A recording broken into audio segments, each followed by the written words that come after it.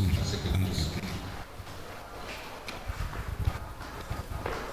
I'm called Itre Olotu Richard, representative from Girls Secondary School. Reverend Father Isaac Feni, the rector for St. Peter's and Paul Arua, located at Pokea. Thank you. Thank you. Ochungi Michael, representing All Saints Secondary School, Ochiba. Good afternoon. My name is Lemerika Fadel from the Islamic University of Uganda campus, former refectory master in 1997-1998.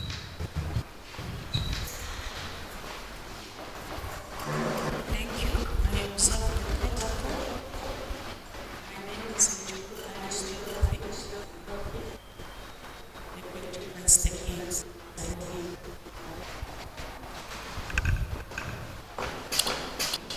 The order of protocol be observed. Zach Joel is my name, and PTA representative. Thank you. I observe the protocol. My name is Patrick Kabalega Stanley, a teacher at St. Christopher Grammar School, Ombaci. Thank you.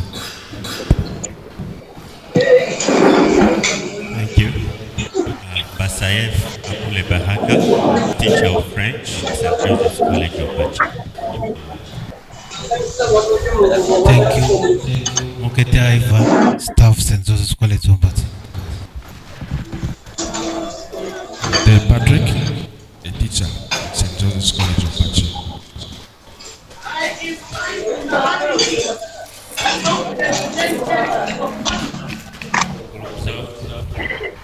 Mbunda James, deputy teacher at St. Joseph's College of Bachi. My name is Everest Michael, teacher at St. Joseph's College of Bachi. My name is Longyang Solomon, teacher at St. Joseph's College of Bachi.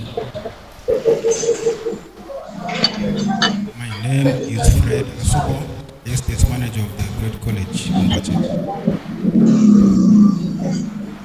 Okwonsi Malon is my name, staff in the College of Ombaci. Protocol be observed. Alice Patrick is my name, hired driver, local girls.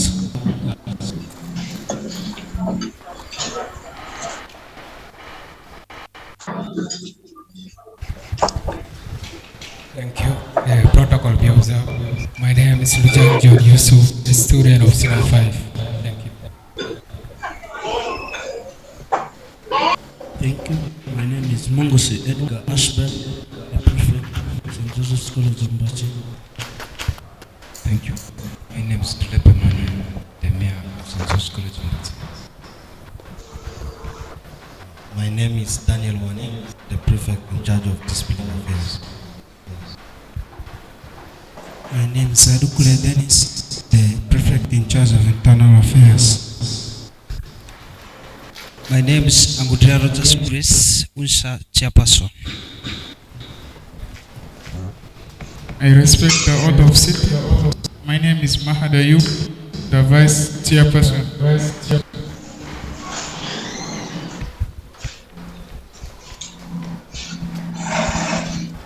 I'm Brother Robert Okello, head teacher Bishop Angelo Tarantino SS. Sister Josephine Matero Hachan, lead teacher St. Mary's Secondary School. Sister Matilda Peko, head teacher WFS. Thank you. I'm called Muni Samir, a student representative.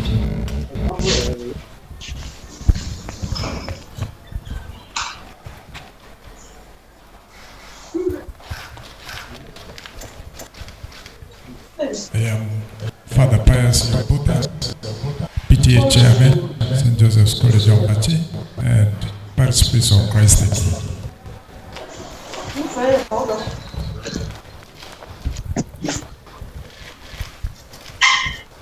afternoon, everybody. Observe the protocol. My name is Abio Alcheta Dramatri. I'm the Vice Chairperson of the Board of Governors for Ombaci. Hello, everybody. Protocol observed. I am Monsignor Primus Sasega. I chair the board of St. Joseph's College, Ombaci.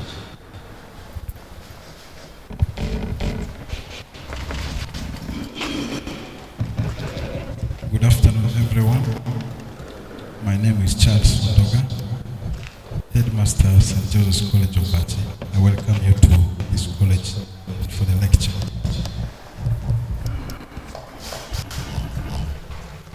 Good afternoon, ladies and gentlemen. I'm called Kaiko Joy. I'm a councillor representing Ella Group of Able Division. I'm the speaker for Able Division Council, and I'm the coordinator for all urban council speakers associations. That's from Karamoja up to West Nile. Thank you.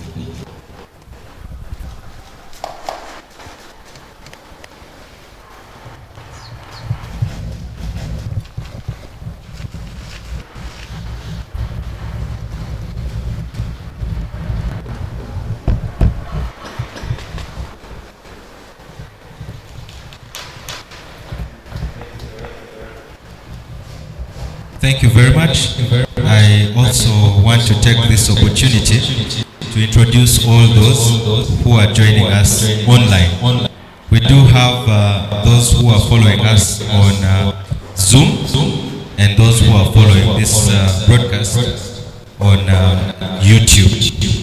So on Zoom, I do have Sunday Dennis Aliti, who is the Secretary General for Old Boys Association.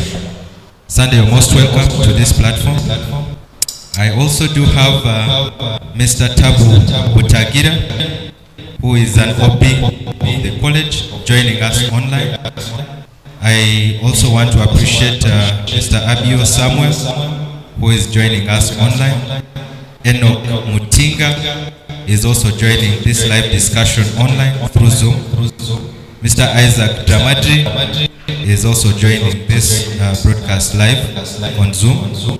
Joachim Adodoma Etima is also joining this broadcast live online. Feni Remy is also joining us online. There is someone called PA. I can't give the full names, but is joining us online. Patrick Ambayo is also joining us online. Richard Laus Angwalia is also joining this live broadcast online. Kisa Veras is also joining this broadcast live. Sunday Agenonga is also joining this broadcast live. We'll keep appreciating and notifying you as they join the broadcast. Later on, we'll have conversations with those who are online, but also those who are present here after the presentations. You can take over, MC. Thank you, MC. Members, I wish to now invite a college head teacher to give his remarks. Mr. Head Teacher, you're welcome.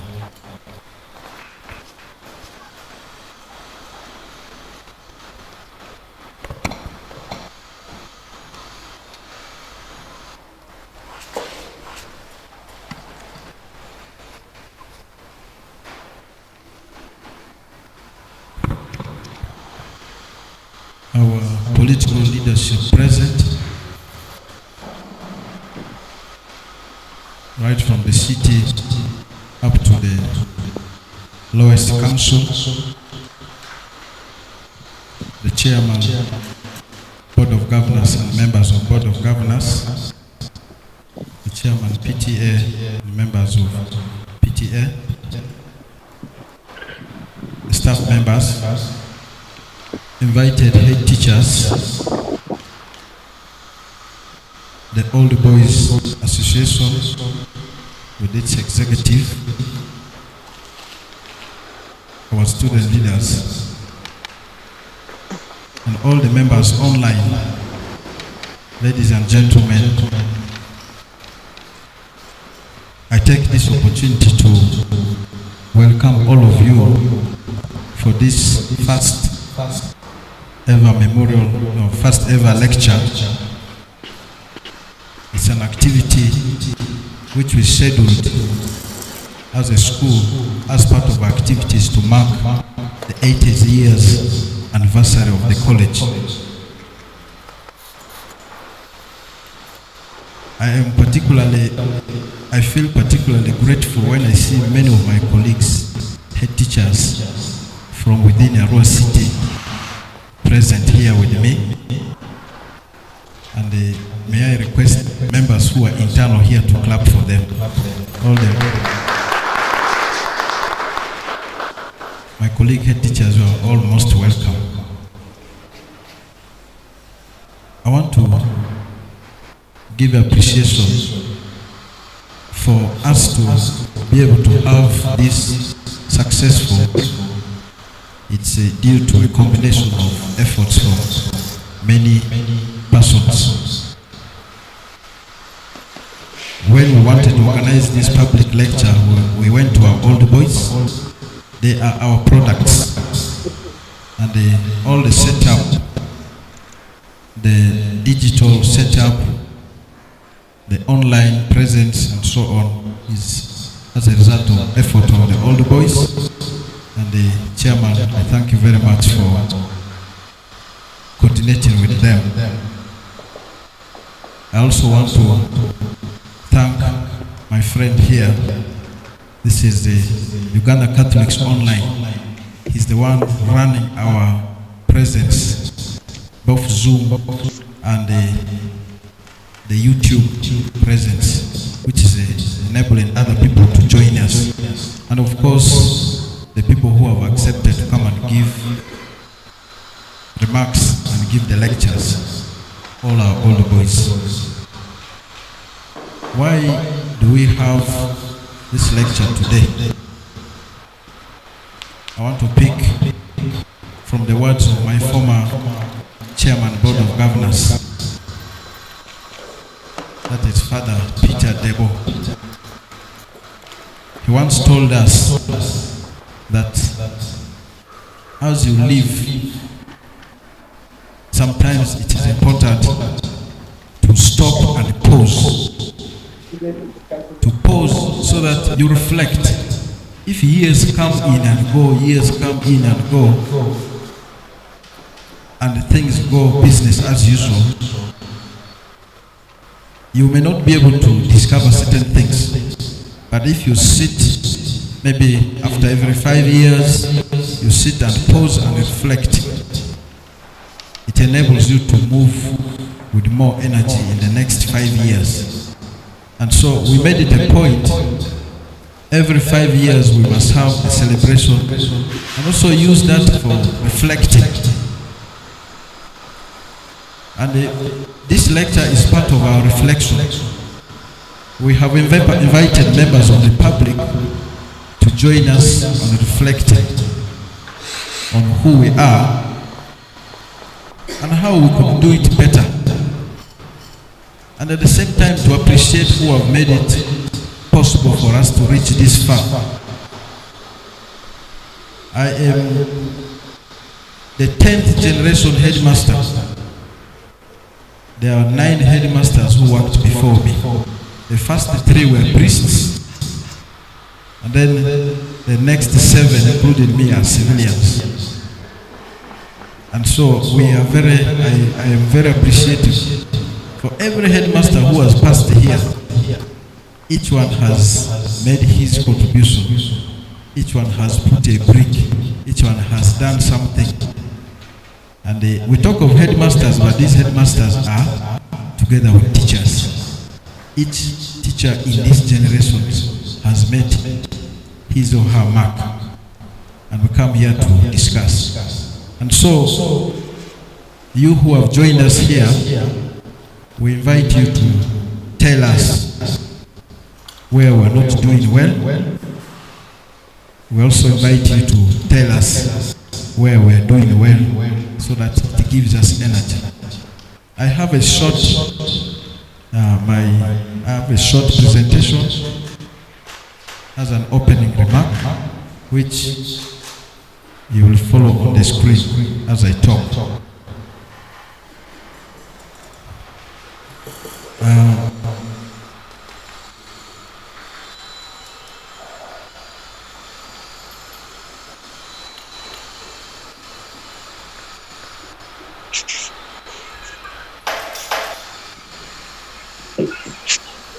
I want to give a brief background to St. Joseph's College, Ombaci, because I just said it is 80 years old. This college is Catholic Church founded. It is government aided. It offers both O and A level. The O level with the earlier levels is now 80 years. But the A level is just 41 years old, because you will see the A level started far later. This college started as a technical school for Second World War veterans in 1943.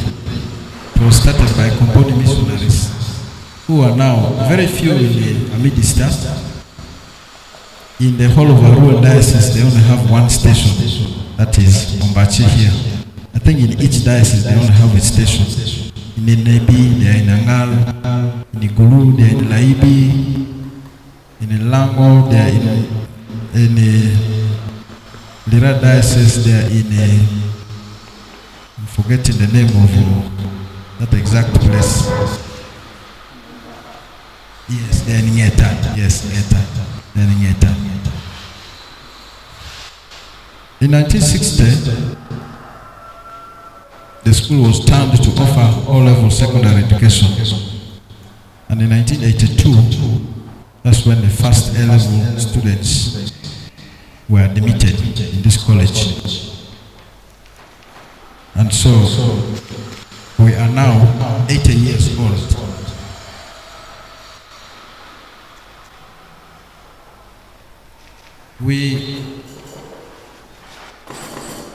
Whenever people who served before us come to this college, they always talk about reviving the great glory. And some of us who are new to this place, it irritates. Sometimes you feel like people are not being appreciative. But those people are talking from a certain background. For us here, as the stakeholders, I want to inform you that this college has had sometimes very, very high performance rates. For example, in 1984, the UCE, this college was number 3 nationwide. I don't know who were ahead of it that time. In 85, it was number 2. I picked, 89, it was number 3. In between, I could not. Then a bit recent, 1995, it was number 19, the whole country. 96 all level, I don't have that statistics, but in the USE it was number 23. 2016, the most recent, the college was number 288, and in USE it was beyond 1,000, and when the papers are captured, when it's beyond 1,000, they don't record. 217, 256 in all level, 722 in USE. 218, position 102, and USE it was 508. In 219, position 94, and the USE it went upwards again to 757. 2020, position position 88. And in USE it was 286. The last result, our position of UCE dropped to 104. I did not capture the one for USE, but I can assure you that position was probably going towards 400 also. I looked at the results. And then when you look at individual records of excellence, these are the following students who excelled very highly. There's a student called Chandia Gofin, who was the best student in East Africa in 1976. In 1984, there's a student called Matua Richard, who was the best in UCE and later the best in USE. I think that means 2 years later. He's a civil engineer. And so the rest of the records are there. And so we are always operating with the background that there was a period when this college was competing together with the very top. And so we need to ask ourselves, what happened? I think that's the reflection which we need to do. What happened? I want to reflect this year very deeply.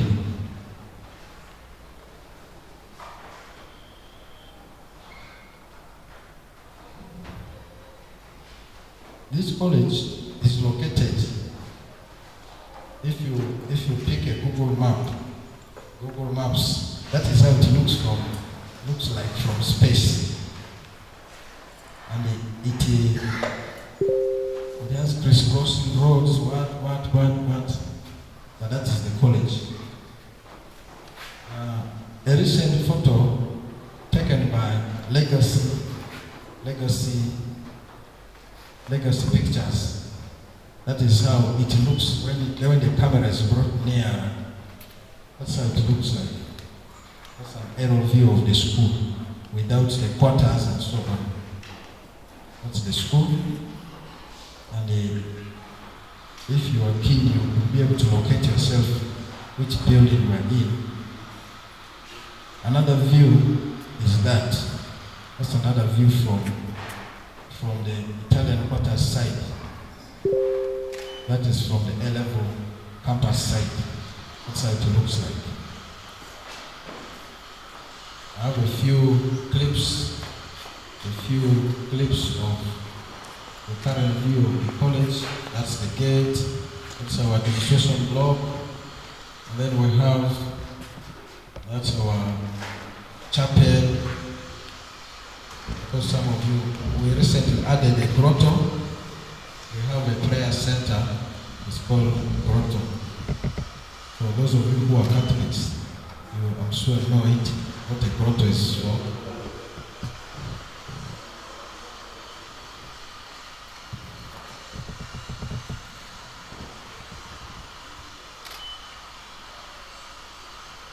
Apart from what we have,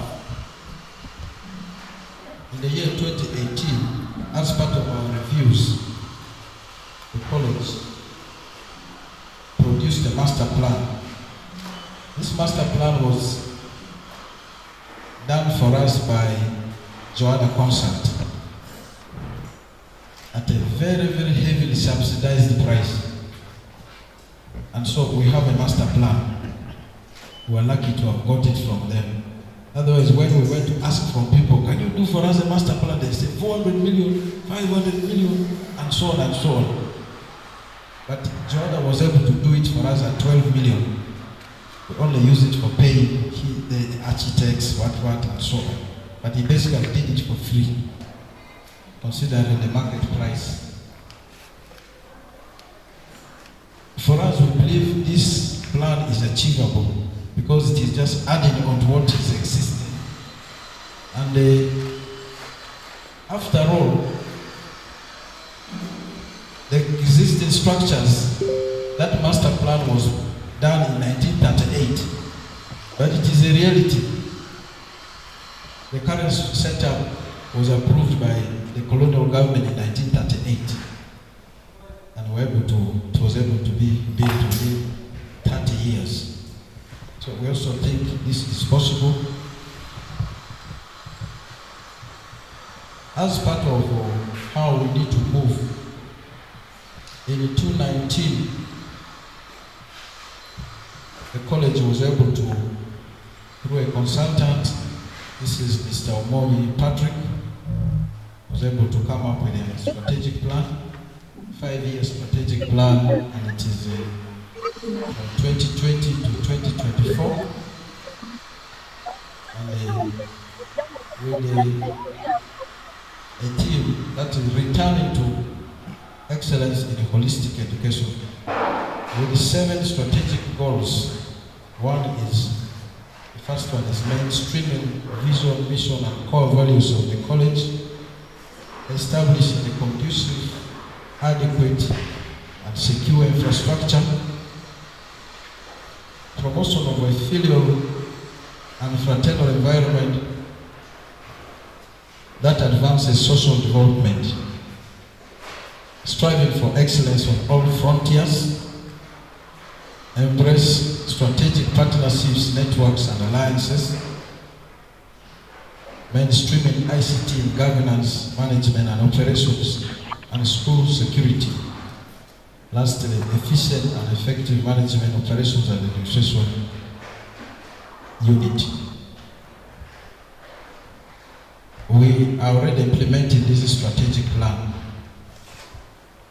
but we lost 2 years of implementation, 2020 and 2021, due to COVID. I think we could have gone further than where we are going with implementation. That means it is due for review.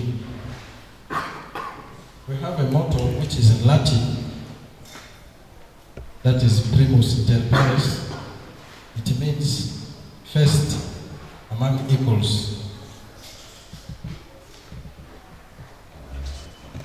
Our vision is to be a center of excellence in the provision of holistic education. Our mission is to produce informed minds and the trained hands of the boy child for the service of mankind. And we have the following core values. We are God-fearing. We work as a team. We want to implement transparency and accountability. We want to innovate. We want to do things professionally. We want to work hard. And we also want to be self-reliant. And this year, our theme is embracing academic excellence through innovation and hard work for self-reliance. That is the theme the Board of Governors approved for us. Then a few things about this school. A few things. We are registered with the ministry, and we are also known in public service. We are registered with a taxman. We run an annual budget of 3,029,476,540. That is everything.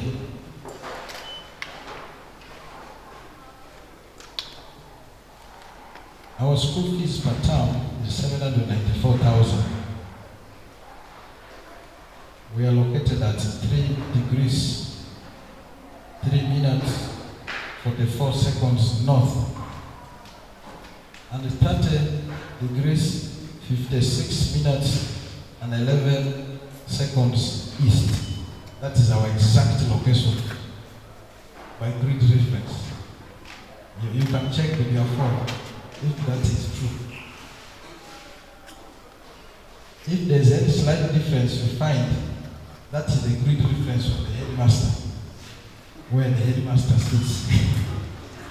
If you find any small difference, it's as a result of that. Our current enrollment is 815 students from 767 last year. We have 56 teaching staff, 40 of whom are on government payroll. And then the non-teaching staff are 47, and out of these 47, 3 are on the government payroll. That means the number of teachers on the government payroll is less than the number of staff. That's a big burden. That's part of the burden we bear here.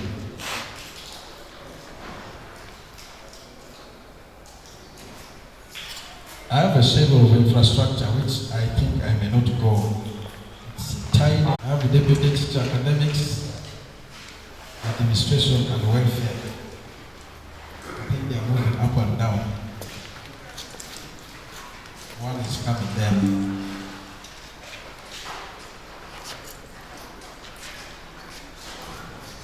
Our student leaders, the most supreme one is called the mayor. Where is the mayor?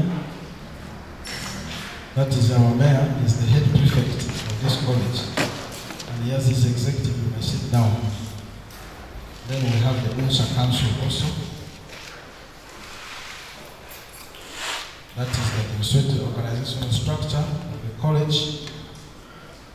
And we run a curriculum based on our existing infrastructure. But of course, this curriculum is reviewed after every 3 years. What is today may not be the final one.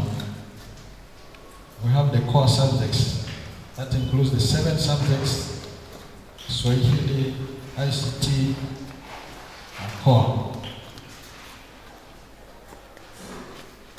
Electives are also there.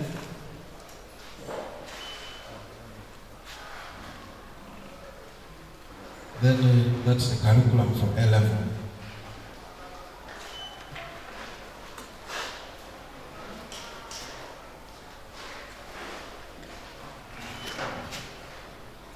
We run academics activities. Our first lesson is at 7:20. Then our lessons go up to 5 p.m. But of course, there are now adjustments as a result of the new lower curriculum. They don't go up to 5. It's time when they do self-study. We try to ensure that our candidate classes complete their syllabus effectively by first term. And that leaves second term and third term for our revision activities.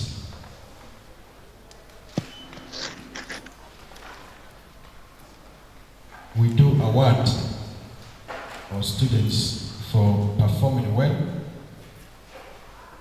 and we also have cut-offs. That is a table which shows us a schedule of performance for, I think, 8 years, which I had shown you earlier. The one for O-level shows continuous improvement, but the one in A-level is fluctuating. And we must ask questions, why? Why does the one for A-level fluctuate?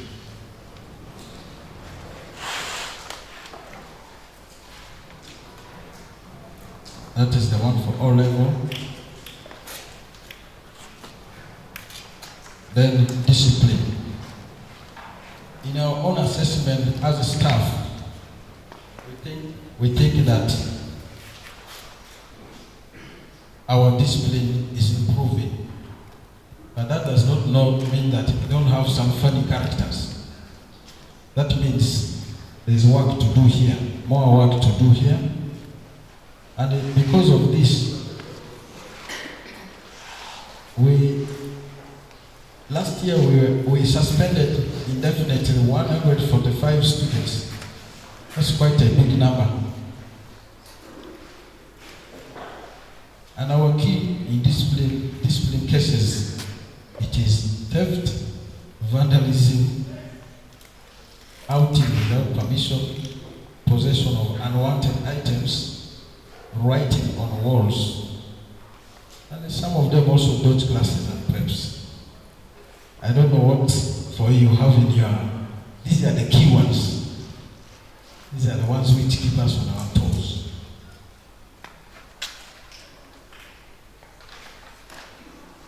As a school, we offer the following services: guidance and counseling. We have a fully fledged chaplaincy with a priest for the Catholic students and another priest for the members of the Anglican community who are staff members. We have a sick bay, we have sports, entertainment, we have religious services, we have clubs, we have bursaries which are given termly, and we have scholarships, which is full tuition. If a child joins our school here, between the aggregate 4 to 6, that child qualifies for full tuition for the 4 years. If a child joins here in senior 5 with aggregate 8 to 12, he also qualifies for full tuition.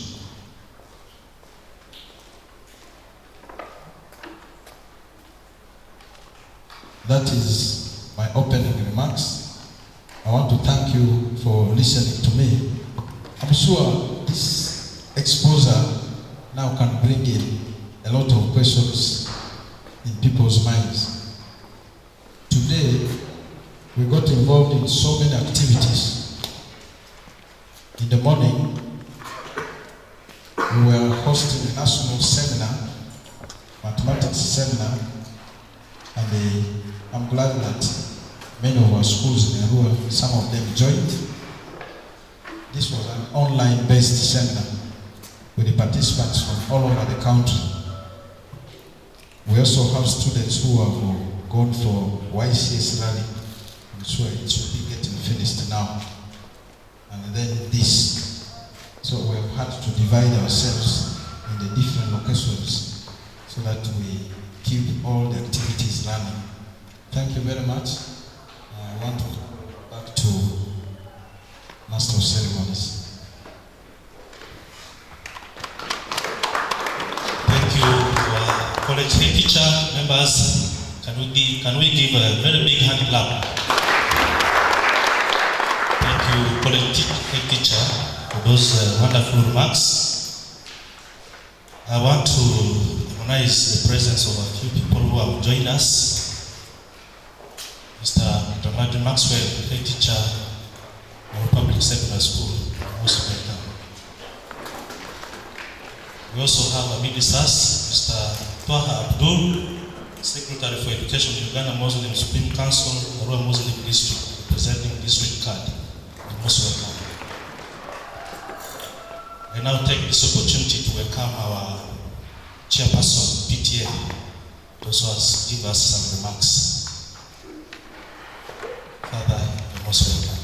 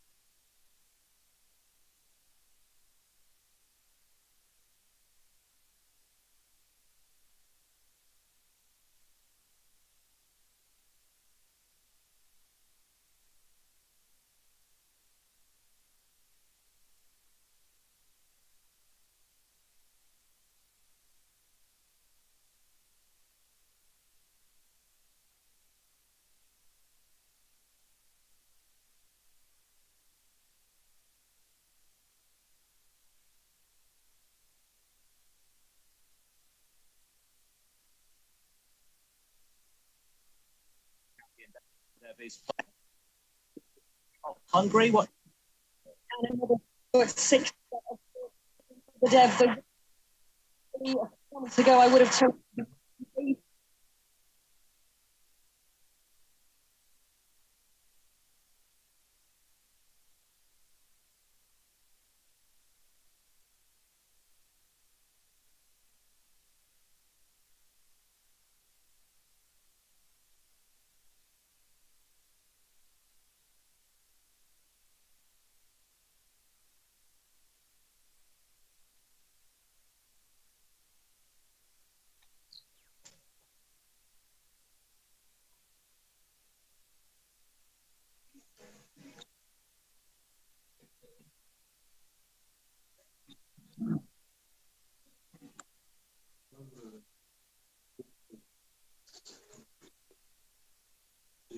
Oh, very senior.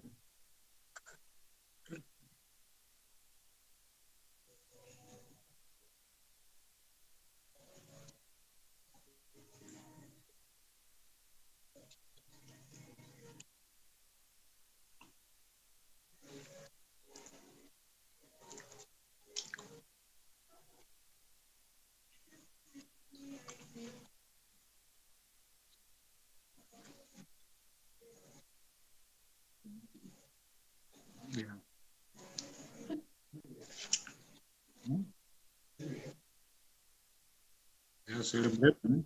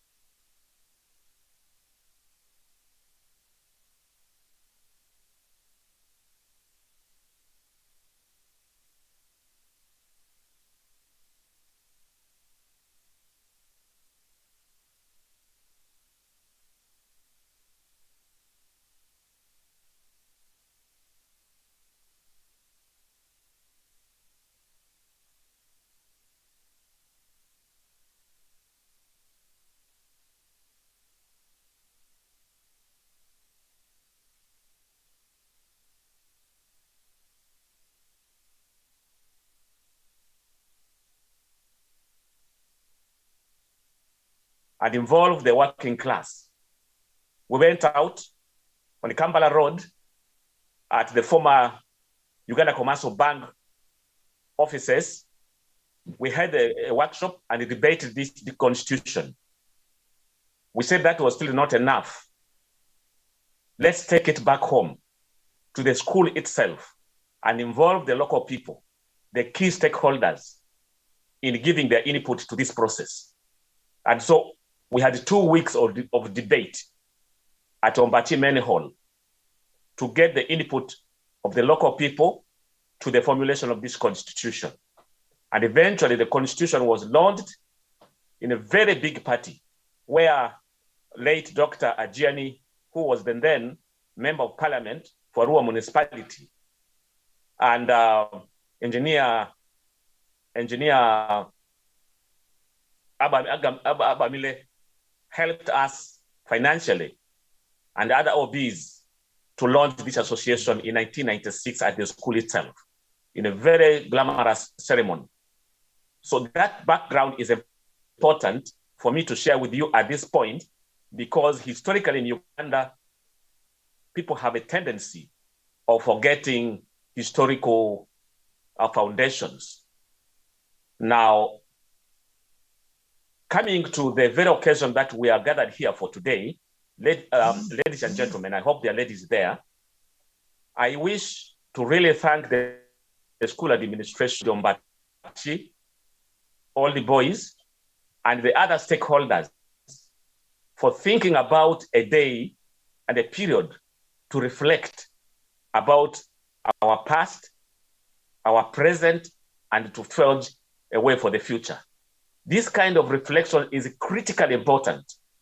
It's important because it helps us to identify the gaps. It also helps us to recognize our achievements and build on those achievements to sustain the momentum to forge ahead. Now, this kind of reflection, ladies and gentlemen, I want to say that it helps us not only to consolidate the achievements we have made so far, but it also helps us to predict in a very scientific model what the possibilities are in the future. And clearly, I have seen that the trend we're taking is likely to make Ombaci recover its former glory. I want to thank the headmaster for that comprehensive outline of where we're coming from and where we are today. But my appeal in this inaugural lecture speech is that let us also, I want to put it in the form of proposal. Let us think about, as an outcome, a tangible outcome of this process, think about writing a book that systematically and accurately documents the entire history of St. Joseph's College Ombaci from the very start to date. This, I know that the process of writing a book is tedious, it's laborious, but it is possible. We have got brains, we have got historians, we have got anthropologists, we have got other researchers who can help us put such a book together. And I'm glad that you have started it with public lectures. These public lectures will be turned into chapters that will eventually culminate in this kind of book we're talking about today. But I personally want to propose that these should lead to a documentation of the history of Ombaci, a book that will also be put in the bookshelves of the history of education in Uganda. And other than that, I would also want to thank you for the careful selection of the keynote speaker for this event. We could have no one other than Professor Simon, who himself is a product of this institution and is championing higher education at Muni University to be at this occasion and give us his ideas. I'm keenly and attentively waiting to hear his submission. Thank you very much, and I wish you all the best, all the way from Dar es Salaam in Tanzania. Thank you. Thank you, Dr. Sam, for joining us. And I hand over to my co-MC to pick one person on the floor, and later on we will get to Mr. Richard Angwalia.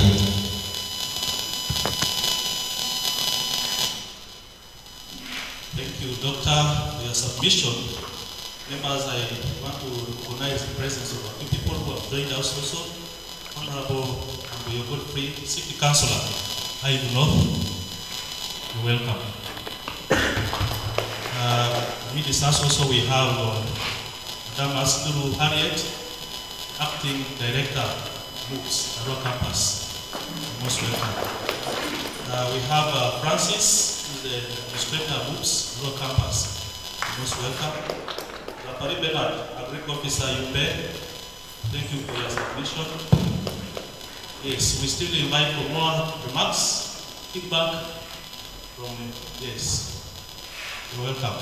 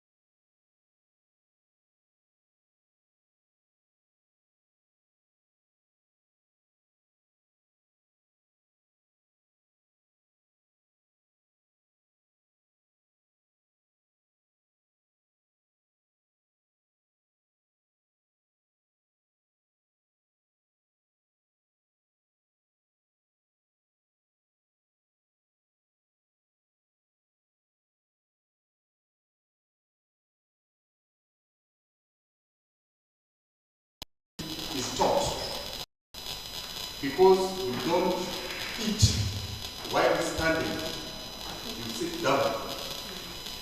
I led 172 tables in 1998, but when I checked this evening, I only got one table inside the factory. It's a factor that must have been ignored. But the time spent serving food, struggling for food, has an impact. And it's especially terrible for small children, aged. Now my recommendation is to the old boys. Now that to celebrate Ombaci at 75, we have allocated the effect to be refurbished. Currently, it has reached the level of the windows, the doors. We are supposed to put furniture back to the refectory. The Italians gave us some money. Currently, the Old Association, the chairperson is struggling to raise funds so that project is finished. I am asking the entire Old Boys fraternity within Uganda and those ones outside to help us enhance the finishing of that project. It has an impact on learning and education. This is my humble appeal. Number 2, I'm going to call names. During the time of Tumwesige, we found out that students had been mixed regardless of which class you are in the various dormitories. That one has had a negative impact because pupils of different classes have nothing common to share in academics. I don't know what the situation is right now because I was last year in 2019 during the COVID time. I don't step here. I've only come today to come and see changes. It is important that students of the same class sleep in the same dormitory because what I know from my own experience is there is a lot that is shared among the students inside the refectory and inside their various cubicles because that's where a lot of academic material is shared. Some students in Ombaci don't attend classes. They only wait for notes. This is from my own experience. So notes from fellow students with whom they sit in the same class. And we also had a culture of waiting for senior 5, senior 4, and senior 6 leaver. When a person ahead of you is sitting, the last paper for that subject this morning or this afternoon, then that is the last time this person sees a book for notes. You grab it before this person enters for that paper. It forms part of your academic material. So you add more knowledge on what your class teacher has taught you. These are practical things. Thirdly, the level of the competition among the students. We used to compete according to section. During our time, it was section A. That was leading because they had younger students and they didn't mind of anything. So they were leading. So we in section B were also trying to catch up with them. So there was that competition. And there is another one factor that we cannot do away with, the impact of UPD. But used to admit the claim since 1997, when UP was introduced, it has dampened the level of education. And it is Western and Northern Uganda and Eastern Uganda that is the most affected, because our parents right from down there believe that education is for free, that you cannot pay for education. But the fact is education is very expensive. So let that mentality be changed. Because the pupils of Ombaci admits come via these schools, which are majority UP schools. Those who pass well in urban areas their parents tend to take these students to Kampala and the central region.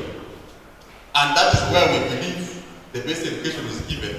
We take the best brains there, we take the most money invested in education there, and expect us to produce the results. So Ombaci has also been a victim of these circumstances here. So it is important that we believe in our schools. Let us admit our best here. You pay the 1 million or 2 million you are paying in Kampala to Ombaci, other than paying 600,000 or 700,000, meanwhile you take a lot of money to develop the economy in the south. Lastly, Ombaci was a giant when there are not so many secondary schools. So many schools have dropped up. So there is a lot of competition for these same pupils, those students that are produced in the various schools. So can we prepare for such a competition and compete favorably? I can remember in 2021, the best student in Westline was from Arua Secondary. And the head teacher of Arua Secondary School is an OB of Ombaci. Which means he has taken some of the ideas here and some of the methods here, is using them there. Can we reclaim those practices back by replicating them here so that we compete favorably? You see, Arua Secondary took the trophies for Arua City and also for region, and the head teacher is an OB. Is that a method he has picked from here that is using to develop that school? And can the head teachers compare notes on how they do it? See, these are some of my observations about this college here. We have tried to do a lot of publicity for the school, positive. I have done in various fora. I will continue to do it in my own way and in my own time. However, the internal management has got to put extra because we don't pull the strings here. It is the head teacher to whom I look. He's the final manager, the board, the PTA, whatever, depends on him. Mr. Headmaster, you have work at your hand. No need to relax because the competition is growing every other year. So, but he has no excuses in a very competitive environment, as we can see. Thank you very much. Thank you, Lemeriga Fadil, for your comments. We'll pick one person from online. Richard, your hand has been up for a very long time. You have the floor to give your comment.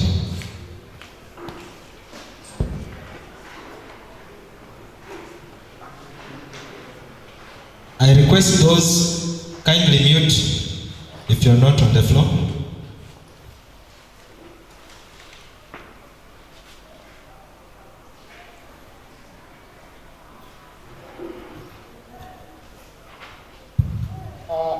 Protocol observed. I hope you are hearing me. You're live. Thank you. I want to thank the management of Ombaci for this forum. I also want to thank those who made contributions before me. People like Dr. Samuel and Anguma. The issues we was talking about since the inception of all this, I'm aware about them. I, in particular, want to thank the Chairman, Board of Governors, Tumwesige, who talked about 80 years of resilience, sustaining excellent and holistic study. I am a student of public policy with a bias on infrastructure development, and I want to congratulate the Catholic Church and the Foundation of Ombaci for establishing such a formidable infrastructure, initially intended for World War veterans, but from which many people, including myself, have benefited. 80 years is not a small time, it's not a short duration. We could be in the 5th, 6th, or even 7th generation of excellence making, of course, of holistic learning, of course. Many people would like to make excellency and they benefit from it to themselves. But the excellency manufactured in Ombaci has been there for Ugandans. If the headmasters in the whole region were from Ombaci, I wouldn't even mind, because we got real education. I call my headmaster Nicholas Kabalega, how he loved students, how students loved him, how we had close interactions, and these are the processes of nurturing students to learn more. And we learned so much. I regretted that my years in Ombaci were only 6, 1988, 1994. I wanted to have more years, but my contract at tenure was over. This is the feeling which you get when you come to Ombaci. It should be sustained for the region, for the country. Now, my disappointment is looking at Ombaci in terms of its past. This has been my biggest disappointment. I know when you are doing research, you can be so positive. You want to analyze facts of your research based on what has been established. How about interpreting? You can also be interpretive. Interactions shape society. We can redefine Ombaci's destiny today in the context in which we live today. I like when the master was giving a keynote address. He said everybody who comes here talks about the past glory, the past glory. To me, that was the strongest foundation the Master has laid. Because we must establish ourselves in the context of today. Things of the past had their historical tones and tunes, and also opportunities. But academics in Uganda today must be founded on the context of today. We can set achievable targets today and go to bring our brothers in Ombaci to look towards achieving this target, and we projectize it, and this will be it. Why do you look at, yes, we have good examples, brilliant brothers, the Dr. Warriors, the engineer Matua Richards, my brother, my uncle Chamia Kofi, and many others. But there are young others who have come after these people and have also performed well. This will now be the link between the generation now in school and the generations to come.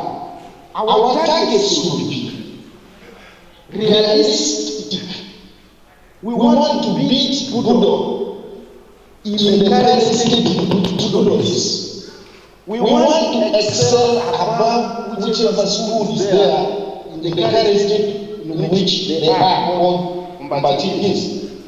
This will then make us look at the quality of laboratory we have, the quality of library we have, what kind of knowledge is being imparted today, and how can this be competitive? What kind of teachers do we have? This is, to me, the starting point of the current excellence, and the board should steer the school towards attaining, redefining our destiny based on the current context of education, based on our interactions today, and so on. The chairman board of government and the chairman of this association also talked about this, the past glory. Why must we glorify the past? Why can we not think about Ombaci's future in the context today? We want to be the best education, not just among equals. We are capable. We want to be the best in this country. This is my thinking. I told you I have a bias in infrastructure development. I also want to take a look at when I joined Ombaci in 1988, there were pledges which were said to have come from the president of this country towards the school, that we pledged on having a boat so that the school could be fishing in the River Nile for dietary purposes and so on. We can, I don't know whether this pledge has ever been fulfilled, and many other pledges. We could fulfill these pledges in terms of government policies today. The government policy today is not just fishing, but creating these stores, creating other avenues for doing business and raising income. Ombaci could do fish farming. Ombaci could do many other cultural innovations. Some of our old brothers are now the best agricultural researchers, like Dr. Daitas and Jai. They are the best agricultural researchers in this country. Why can't we bring home our brothers from these different disciplines and we reason together with them and we focus on Ombaci to excel not just in passing on an level, but also as a center of science, innovations, technology, and take the region solely to another level, reinvent, discover, to put education to a different context. Why can we do it? We are capable of doing it. Finally, can we have a way of tracking ourselves, our hobbies? After I finish all level, I think that's all. Maybe the pleasure of the school is just the record that I've left. Maybe I scored this, I went here, and that is it. After that, what did he do? How can we recording in progress? Thank you very much. Thank you, Richard, for those wonderful. I will talk much, but I think I want to end here. Thank you. For purposes of also to encourage other people to share what they have. Thank you very much. Thank you, Richard, for your comments, and I believe we'll continue to pick hands. Those who would want to say one or two things, please put up your hand. Just raise your hand on the platform on Zoom. We'll be able to get your comment. And if you're unable to speak, just drop your comment on the chat box. We'll be able to read it here, and the relevant persons will be able to pick that and will make their remarks after we read them. I also want to appreciate all those who are following on Zoom. Please keep your comments coming through on Zoom. We'll be able to read them. Now I give the microphone back to my co-MC. Thank you, co-MC. We want to recognize the presence of Bog, Bog, in charge of finance. Representative, that is Mr. Owen Alfred. Thank you for coming. Yes, one more remark. You're welcome.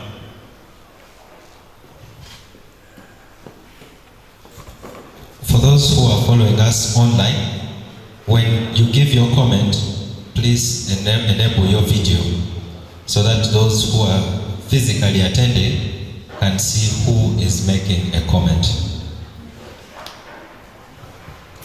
Thank you very much.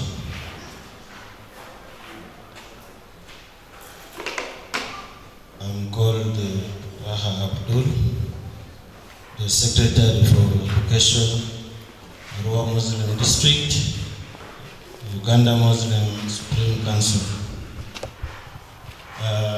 I observe the order of protocol.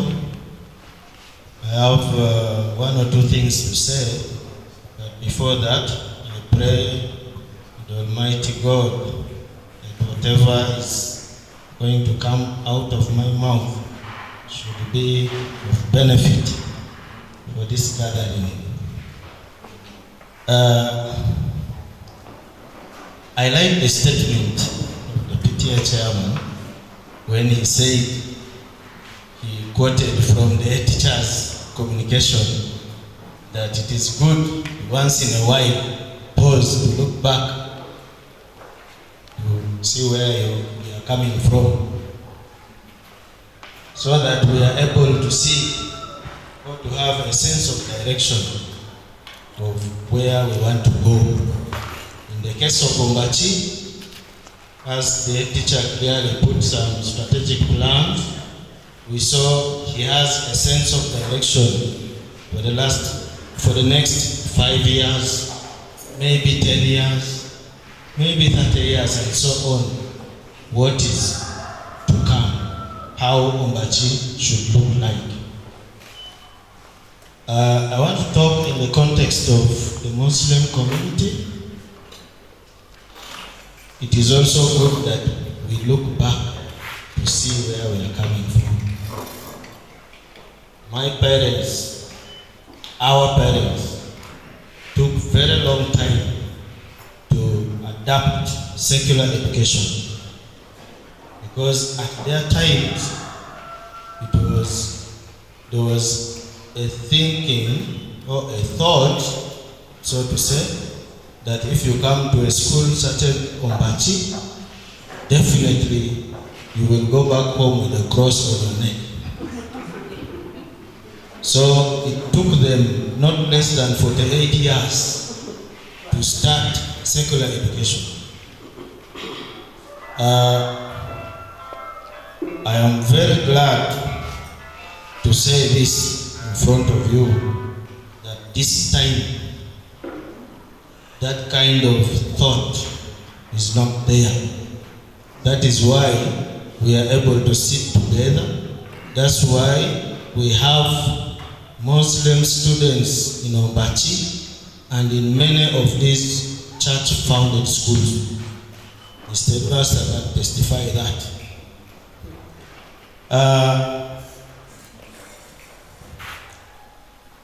Because of that, I want to say the Muslim community has been with Ombaci. That is why the likes of Mr. Lemeriga Fadil was here.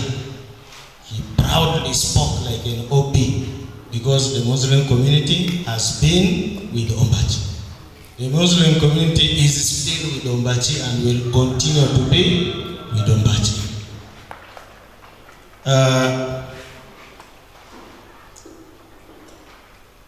There is what we call the Interreligious Council of Uganda.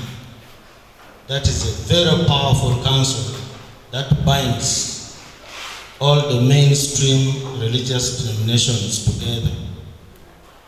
When we do our things as Muslims, we know the Catholics are also there. And when the Catholics do their activities, they know the Muslims are also there.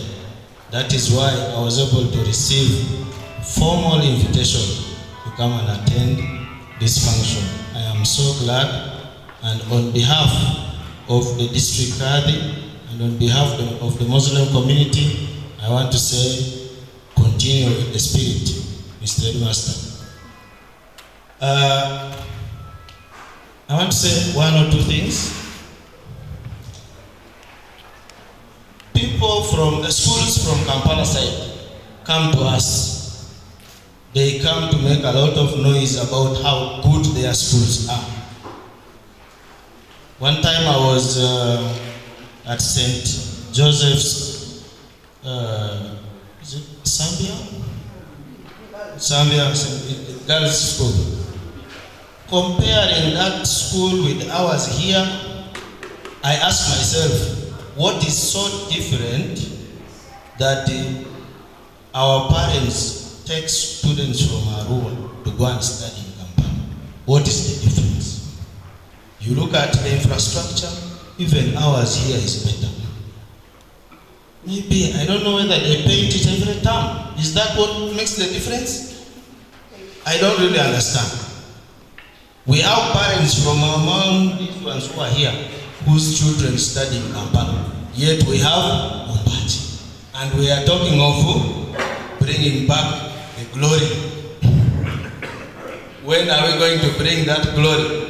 When your child went to Kampala, studied primary from there, got maybe first grade,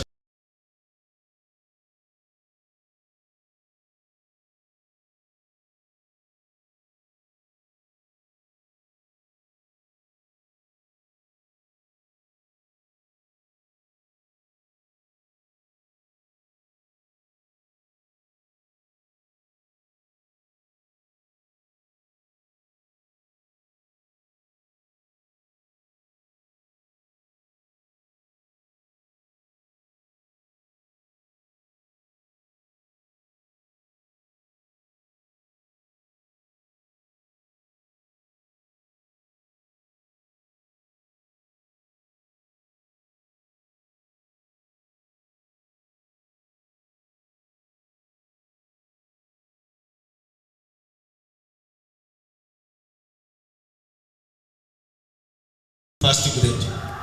So we believe instead of taking our children to Kampala, Ombaci, there are schools like Ombaci around. I'm aware that sometimes our parents may wish to take their children to Muslim founded schools, those with that kind of mentality. But it is a very good thing to utilize the resources we have around us, and we have Ombaci. So let us strengthen the marketing strategies. I don't hear about Ombaci on radios. We have West Nile TV. I don't even see anything about Ombaci on this media. We should talk about Ombaci.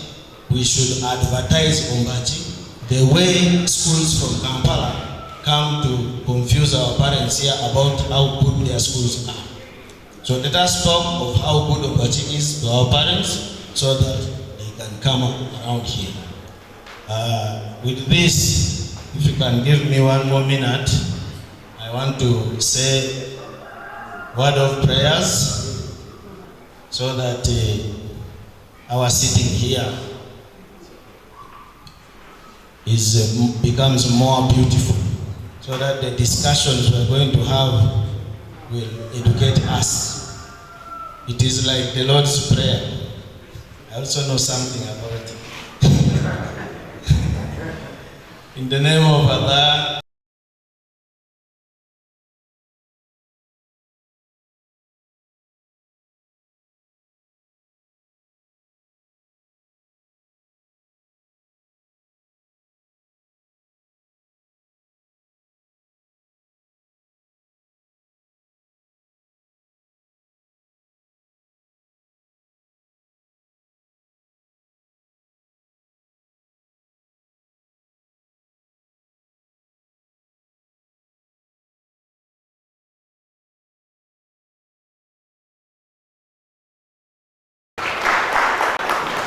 Thank you for the wonderful prayer.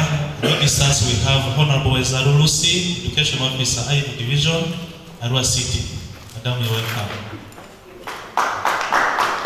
Allow me to take this opportunity now to welcome our head teacher, who will welcome Mr. Headmaster, you're welcome.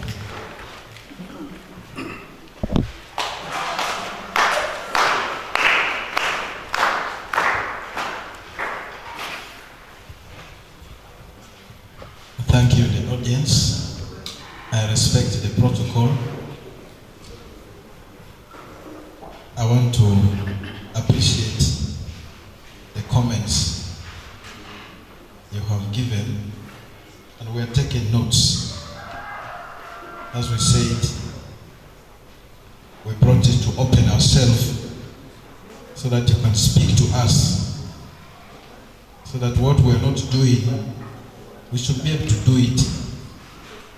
When you stay in a closed place, it is not easy to know what is outside. Many of the comments given here are suggestions, and I think they do not really need replies. We just take them, and the good thing, all the stakeholders of the school are present. I received apology from the Diocesan Education Secretary. He's involved in some very important meeting. We're aware that there was a small challenge at Michu SS, so he's handling it. Here we have reached our guest speaker, and the keynote speaker has come. Associate Professor Anguma Simon Katrini is an old boy of this college. He studied here A-level only. He came from Pokea Seminary, and when he came here, the students used to call him the bishop. I don't know why. He also served this college as a teacher in the 1990s, and after that, he went to Kabalega University, where he climbed up to position of head of department until when he came to join Muni University as the deputy vice chancellor. Currently, he is the acting vice chancellor. He will tell you his area of academic studies, but when he was here, he was a teacher of physics and mathematics. Professor, we pray that you move to the next level. And so therefore, members, we could not have gotten a better person than him. He is the right person as a student, as a staff, now as the head of our biggest education institution. And so therefore, join me in welcoming Professor Anguma Simon to come and deliver his keynote speech. Professor, you're most welcome.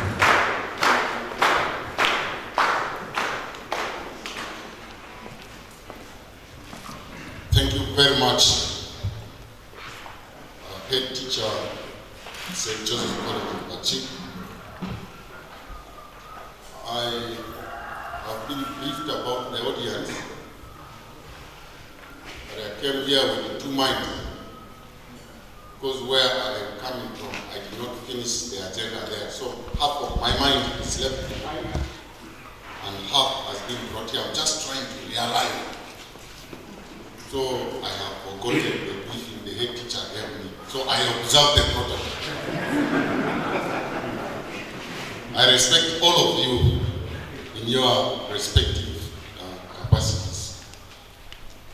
Ladies and gentlemen, first and foremost, I want to extend my sincere apologies for coming at this time when actually the scheduled time was earlier. I was invited earlier to officiate during the convention of the Diocesan YCS at Ethiopia, and I had requested the youth chaplain to slot my speech in the church, because I have been a YCS member. I know what it means to have a convention. It is largely an occasion for students to socialize. So controlling the crowd is a problem. Unfortunately, in the church, I was not able to give my speech. So I gave my speech at the youth center. And in my presence was the ordinary of the Diocese of Arua. I could not leave him alone. And he walked from his residence to the venue, and he requested me to drop him to his venue. I could not say, no, I'm going to Ombaci. This is out of question. No. That is out of respect, I had to make you suffer. So you bear with me. Here I am now. And I've been asked to give a keynote address. I think, looking at what is at hand, I don't have a keynote address. I'm just going to tantalize this gathering because when we have something at hand like this, Ombaci is now at 80. What next? For me, I think widely and wildly. Sometimes people just laugh at me because I always look at the bigger picture. So I have got one item I'm going to dwell on. I thought I'll give you a historical perspective of this school. I know this has already been covered in depth. It is now known that this school was meant for the care who left the Second World War, King's African Riflemen. Their capacities were being built there. So eventually it transformed into a secondary school, which we have witnessed now. From that time, the school progressed very well. Very, very well. And produced formidable workforce for this locality, for the West Nile region, for the country, and indeed for the globe. Wherever you go, or wherever I have gone in this world, I have not failed to see an OB of this school. So the OBs are everywhere. This school has made her contribution to the workforce, the human resource this world needs. However, in the 90s, the school experienced some decline, actually drastic decline in academic performance, in discipline, and even in student numbers. Even the number of teachers also dropped. So there was general decline. I'm not going to really go into the depth of this. I'm just touching the highlight. So it brought it up to when it has clocked 80 years. The question now is, at 80 years, is the school well dressed in a suit and a necktie? Or it is still dressed in a vest? I'm being figurative here. Or it is just in a pair of socks and a t-shirt. That should be the point where we should start the thinking process. Where are we left? When I joined in 1988, this school was a national star. It was the champion of secondary schools in this country. I met luminaries that made this region proud in this school. They are still working for this country and for this world. With all these good examples, the school had to decline. Sometimes we say in life that's a natural phenomenon. Sometimes at a point you are climbing the mountain, at another point you are going down the mountain. But you should not remain down there, you also have to climb. I think the school is now climbing. It's now climbing. On Wednesday, I had an opportunity of addressing the teachers from all the schools in the West Nile region. And I cited examples, good examples about this school, all those head teachers. And you can even now, if the head teachers who were there are here, I think I have seen some, you can see what is happening. The head teacher has just briefed me that they have just concluded a mathematical seminar which was nationwide. A few years ago, this was not possible. And this was held in a very small room, but involving the entire country. To me, this is positive development. And this is in tandem with what we need in the 21st century. So Ombaci is on the right path. There's no doubt about that. 2 Sundays ago, I was here addressing Catholic students. And I got a very, very good report. I was briefed that before this Sunday, the students had their retreat. And the teachers also had their retreat. Mr. Headmaster, if you saw how sweet I was feeling in my heart after that report, you would have known that we are on the right path. You cannot just teach chemistry, biology, mathematics, history, geography, and you think you have arrived.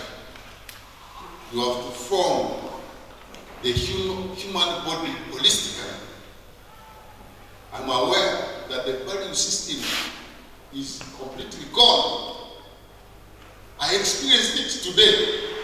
I arrived a little bit late. It was my fault. But I didn't get a chair in the church. No young person was bothered about this old man standing. If I fell down, I don't know what was going to happen. For the whole length of the whole mass, I stood. Throughout, I stood. I think during our time when I was young, yeah, like the students of today, when I see somebody who is older than me, I would leave my chair for that person. But this time, no. The value of respect has gone its own way, and the students are on their own way. But how do we bring this back? We have to impart the moral values.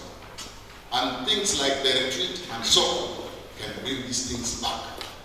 So I underscore this to say that the school is on an upward trend. But is that enough? We are now 80 years old, still wearing a vest and a pair of shorts. When are we going to be in a full suit? That is the question. We have challenges. We are St. Joseph's College Ombaci, but in a marketplace. A marketplace because now the market is characterized by both private and public secondary schools. It's competition. It is still schools down countries are recruiting our own children. I know some by name, by face, by clan, and the district. They are recruited, they are in the city here. When the results come like that, they swoop like a hungry eagle swooping on chicken to capture all those students who have performed well. They recruit them for schools down countries. They give big promises, very huge promises. Where is this one coming from? If the school is able to recruit an extra staff away from the school for the purposes of recruiting best students, so that we only get the cream of the cream, and when they pass, our school's name will be high. Therefore, it will attract more students. That is the strategy. Are we going to shy away from this? Are we going to run away from this? The point that I have come with that I say is one point is money. It is money. Mr. Headmaster, I'm not going to ask you to employ Kanyamas here. I'm not going to ask you to go corrupt and start leaking exams and so on and so on. Our integrity should start, but we must do the right things. How can this school be financially empowered so that we can maintain our best of the best? That is the question that has been disturbing me. How can this school be financially empowered? I'm assuring all of us here that the capitation grant that comes from government is not sufficient by our standards. And the demands are high. Demands will always increase. More schools are being established, and government is picking up on more private schools. So what we are going to get from the central cake is going to reduce in size. It's going to reduce in size. So what are we going to do for a school like this, which nurtured us? What are we going to do? This is the question. If we do not have financial independence for this school, those schools which have financial independence will always come and recruit our best students. We will always be asking the question, why? What is the difference between Ombaci and the other schools? When I was working in Barara University of Science and Technology, I came here and picked 25 students with some teachers. The headmaster of Mutare was my friend. I took these students to Mutare School, one of the sparkling schools in this country now. The teacher just told me, you keep them here, these are our children. We are not going to charge you any money. And indeed, that was what happened. They stayed there for 1 week, and the instruction was one: do everything the students here. The teachers also do everything the teachers here. Then on the Saturday, we brought these students to the university. We told them, you come with a friend, at least one. For 1 week you have been there. If you don't make a friend, then there's something wrong with you.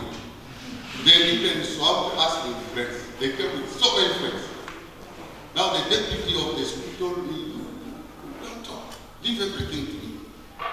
Now he asked our students from Ombaci, can you stand up and tell us the difference between Ombaci and Tare?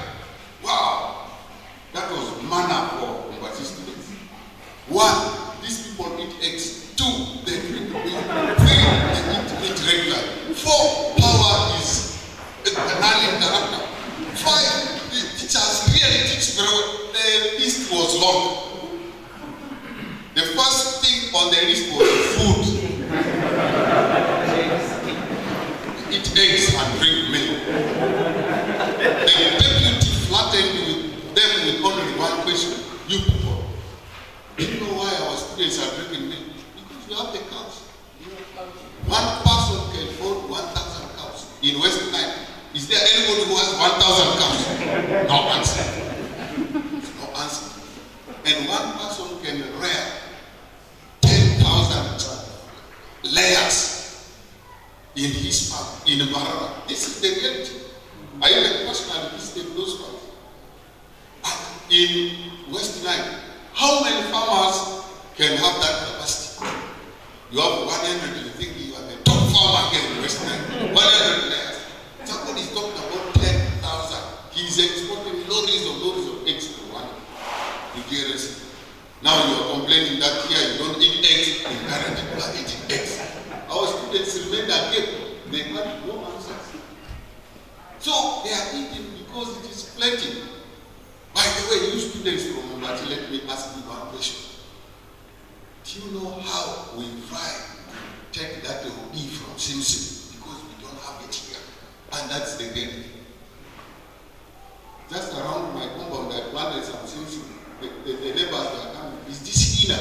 They were thinking that it was Hina planted. No, this is Simpson. They want that Simpson paste because the nutritive value is higher than what you can get from the egg. So the students didn't know this. They were exposed to the values of what they have, which they are devaluing, and valuing what is elsewhere. So,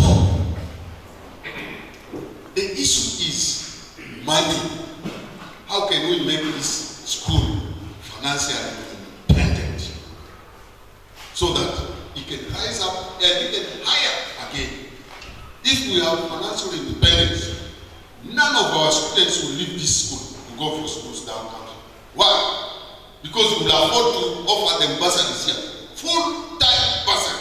That's what they are offering down there. We will afford to offer that. We are offering half bursary. It is, I don't know whether it is called bursary or half of it. But when they go down there, the schools give them full bursary. Even you are given uniforms. You are given books. You are given on top of that, you are given pocket money. Do our bursaries include pocket money? That's the difference. That is why a poor parent from Tereko will say, God has heard my cry. You man, you go. But when the parent knows that a similar thing is existing in Ombaci, this parent will not even be bothered sending the kid away from himself or herself. So we need independence financially. Therefore, we need to relook at this school in a wider perspective. What do we want? First of all, do we only want to content ourselves with good academic performance? Now we have a paradigm shift. There is what we call lower secondary curriculum. It is different from the upper secondary curriculum. This curriculum is going to train students in skills and also academically. So do we want also to produce good workforce? Academic performance, good workforce. Somebody has done metal work from Ombaci.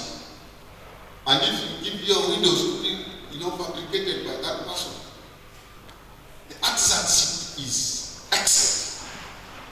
The output is excellent. Do we want to see that?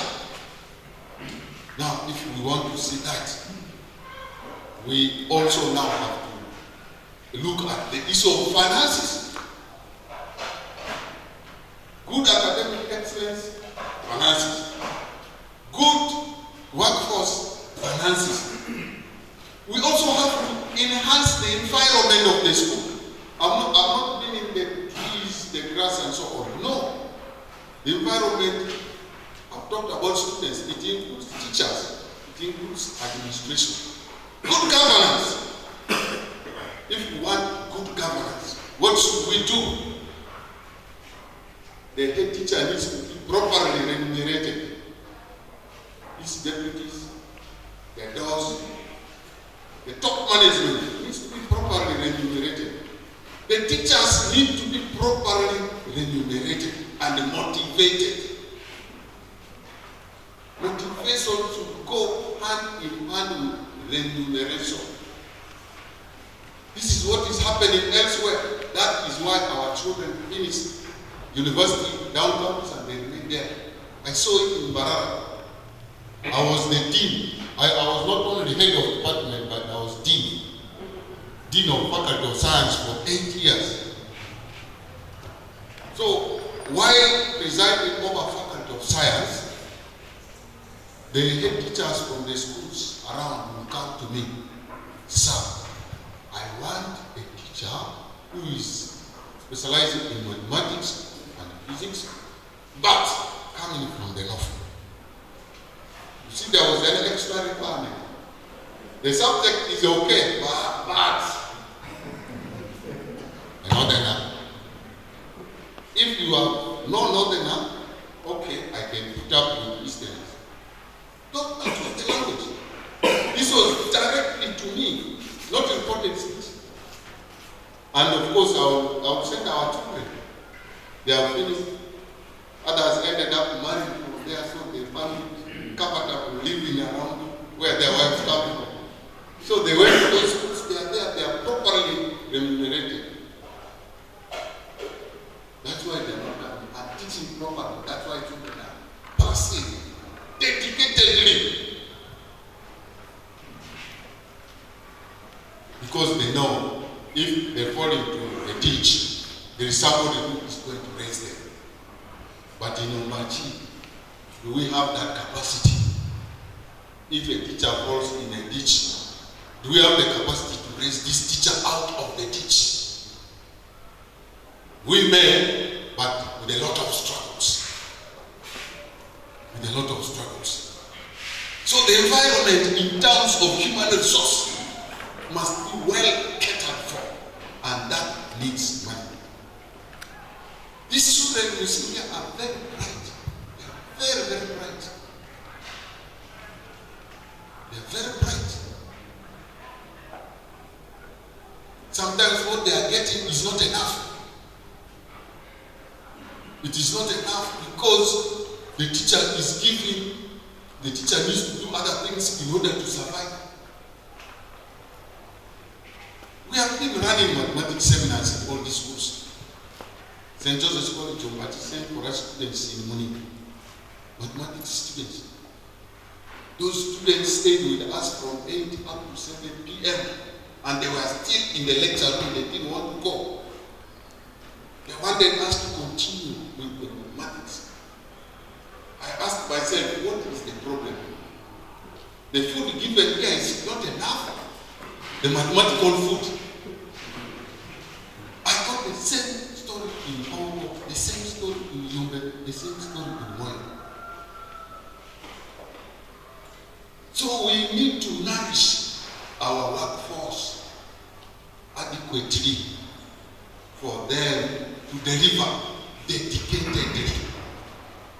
And this needs money. This needs money. The teacher will tell you, my children do not feed on chalk. They feed on food. The food is bought. I don't have my gardens. So what do you say? Infrastructure. As of now, we are okay. As far as we are concerned, the infrastructure is good.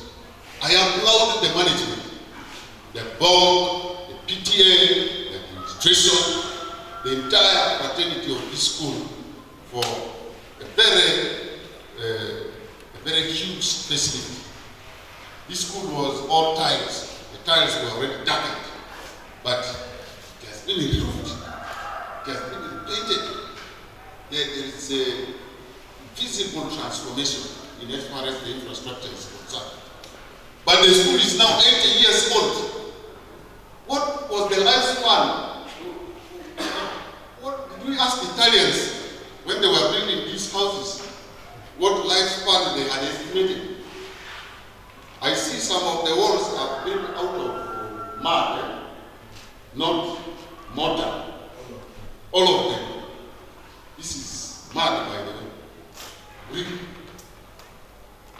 put on mud, mortar. If you can allow me to say that. I'm not an engineer. And that is what you see. Is this able to last for 200 years? Is this able to last for 150 years? We may be comfortable that these houses are okay. We are comfortable. But we are in the 21st century, and Arua is a city. Arua is now a city. Arua is a city. And this school is located on a prime land in the city. This is an opportunity. The school is located on a prime land in the city. Just give this Arua here 5 years from now, you will see a lot of changes. You will see a lot of changes. The city is gradually attracting people. It is attracting people. If you have been very observant, weekends Congolese are here in big numbers. Economically, Owen Abitrabo will tell you that is money coming in. They are coming to sleep in hotels, they are coming to eat your food, they are coming to buy your things. That money remains here. It is enhancing the microeconomy of Arua. And it is increasing our buying power. That will be translated into development. So, how can we, at 80 years, reconfigure this school in such a way that it becomes a model college in the whole country?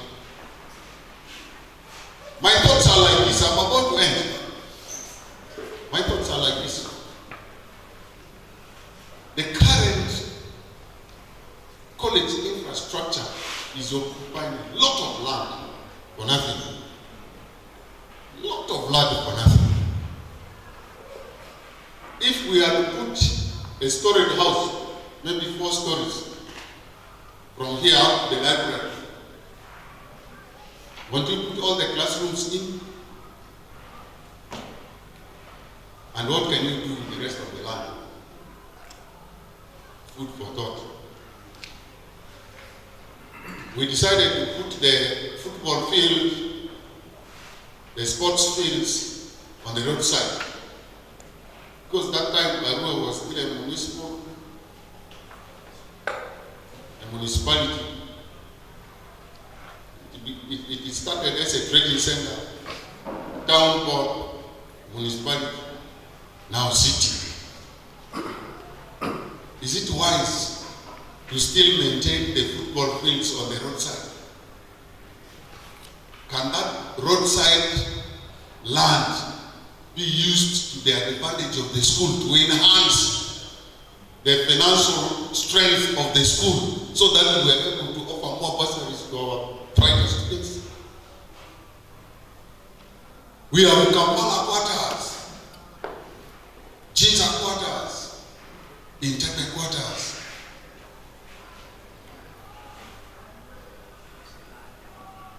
We are living like we are in Europe, but in Africa.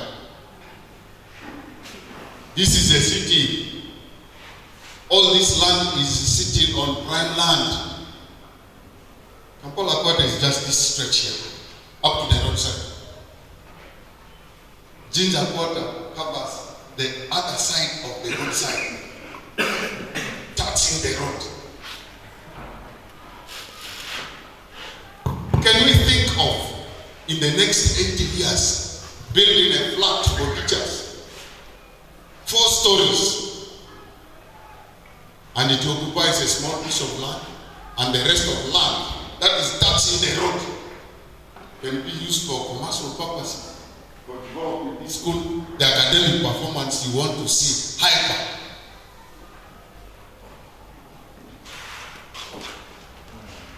Yes, we can do it. Why not? That's Chintakwa.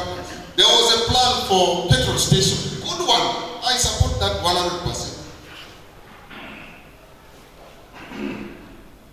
Can it take off as a premier project marking our 80th year of existence? Ombaci is now officially called an octogenarian, a school that is 80 years old. So what is it that is going to mark? For human beings, they will say, I have graduated my children, they all have degrees now. I'm 80 years, I'm a happy man. I have built my house, I'm living in it with my children comfortable. I'm 80, waiting to die. So what is Ombaci going to be proud about? That it has clocked 80 years. For me, I want projects that will bring money for the school so that we can compete with the schools downtown in Kenya. Those people have money. On Wednesday, I was telling the teachers, just stand at the court when students are going back to school. Count the number of our children leaving Pakwat for schools downtown from nursery up to seniors. The least number you would expect will be 1,000. And there the fees starts from 1 million above. 1 million times 1,000 is 1 billion every time leaving this region from Kampala schools. In a year, at least 3 billion. This is being very conservative. The numbers are more than 1,000 children living backwards every time. So you are extracting this money away from the region and enriching the areas around the schools our children's land. Because those schools are going to buy food from the locals there, they will never come and buy food from here.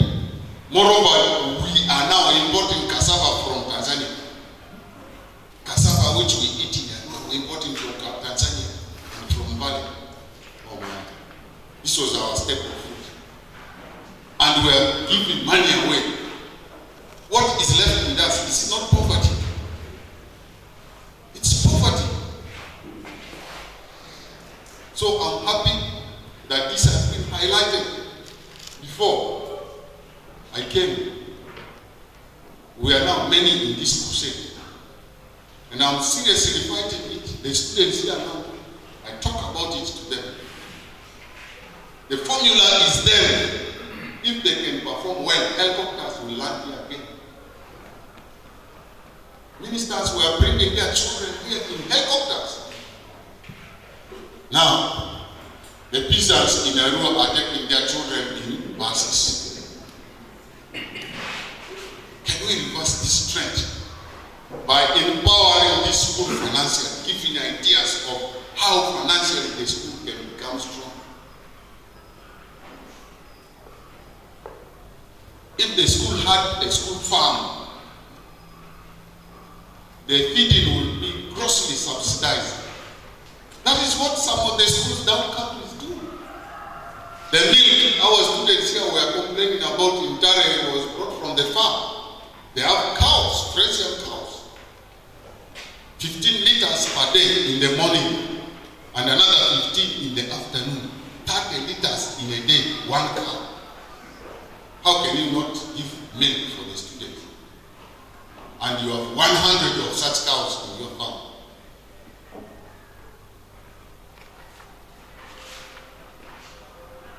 If you are the school farm and the school plantation, wood plantation, will you be buying firewood every year in, year out? Even going firewood is backwardness. Can we think about going biogas? so that the municipal waste is used to generate energy for cooking for students. These are the things we are thinking of in this 21st century.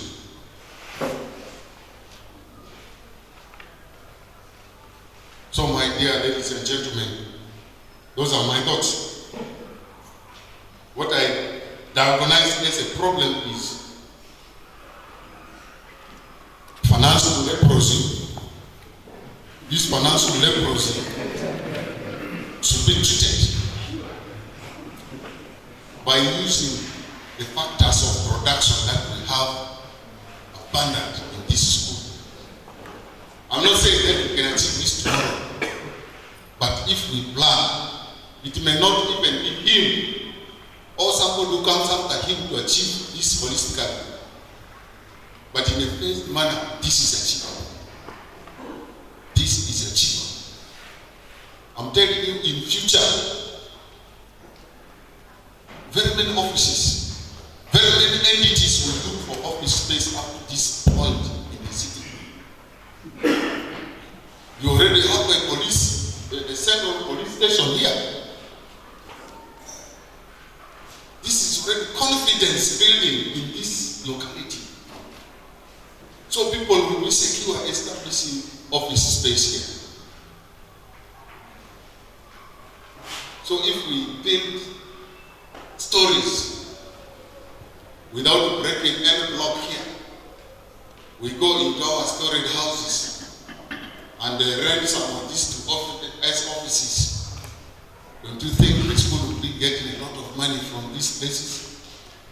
I told you I will be tantalizing you with crazy ideas. What I want is money, not anything else, to bring the school to its glory. I want money. The ideas we should be generating should be geared towards driving this school towards financial independence. Less than that, we will be recounting the same story, making the same lamentations, and sometimes even pointing fingers at one another for no good reason. So ladies and gentlemen, those were my thoughts of how Ombaci at 80 will take off. And after another 80 years, we will see our students learning in a historic house. And some of the land that is too prime will be given for commercial projects that will generate funds for the school. Thank you very much for listening to me. I serve this for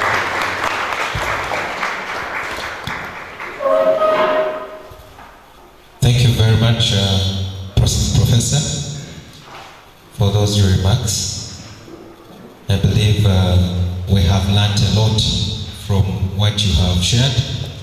I saw very many people taking notes, and now we will be giving an opportunity to two people who are physically present here to react, and also two online to react, and thereafter we'll invite the headmaster to make his concluding remarks as we wind up. So, co-MC, you can take charge of that. Yes, can we have two guests to remark on what our chief guest has talked about? Yes, you're welcome on stage.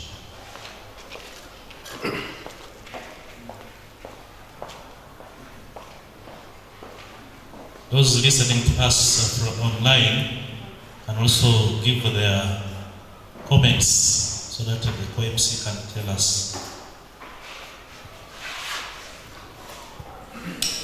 Thank you very much, the Master of Ceremonies, our keynote speaker, brother, our mentor, Professor Katrini, the entire protocol observed. As I said, my name is Godfrey Will, the City Councillor for Haven North, and I represent the Road City Council to the board. Professor, what you just shared actually you've touched the cause of the problem. And I must say, in many institutions, we don't take to think about how people get value. And many times I ask people, when you talk about quality, they just help me that out of order. Just help me that out of order. We are not keen enough. Why do good things, why are they costly? If I may ask you, this bottle of water you see here, in an ordinary shop, you can buy it at 1,000. If you go to a good place, you buy it at 2,000. And yet, this is 500 milliliters. But you can go to a well and fetch 20 liters of water for free. Why? What is it that's special in this bottle of water that requires you to pay up to 100% the cost of that water that you can fetch for free, or you can buy at honest for 20 liters of water? That clearly means if you want something good, you should be able to pay for it. And that's exactly what our profession shared. And I want to say, I greatly concur with you. My other thought is, for us to achieve this, we need discipline. One, in terms of finance, then two, in terms of human resource. Previously, I saw here people were bringing ideas that Ombaci is not well marketed, Ombaci is not well publicized. But I want to say, in my own view, I have a different feeling that a school like St. Joseph's College of Ombaci does not need a persuasive marketing. Ombaci has already made a name in one area that, in my own view, that we, the stakeholders of this school, need to look at and assess ourselves is the issue of discipline. We are 8 years in existence. What are people saying about us in the communities? Professor, when you say over 1,000 students get out of West Nile to study across, I am not surprised. Many times some parents have told on my face that I better take my student, my child, expensively in schools down the country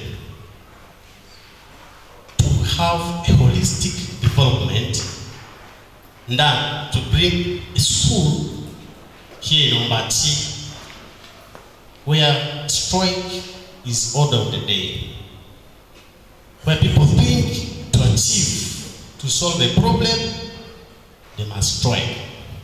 And that people have told on my face openly. They think the name Ombaci is synonymous with strike. Colleagues, my first profession is a teacher, a primary teacher. And I'm happy many of the students, pupils I taught in primary, are studying here. Last time when you were awarding one of the older Bima, I passionately taught him in primary. This is a student in a class whom you may not even notice his presence, but it's going to surprise you if you don't do your exams properly while marking. Therefore, in my own view, we need to have that marketing which is called discipline. By the time we sit down, as the professor said, at 80 years, we should be dressed in a suit and in a tie.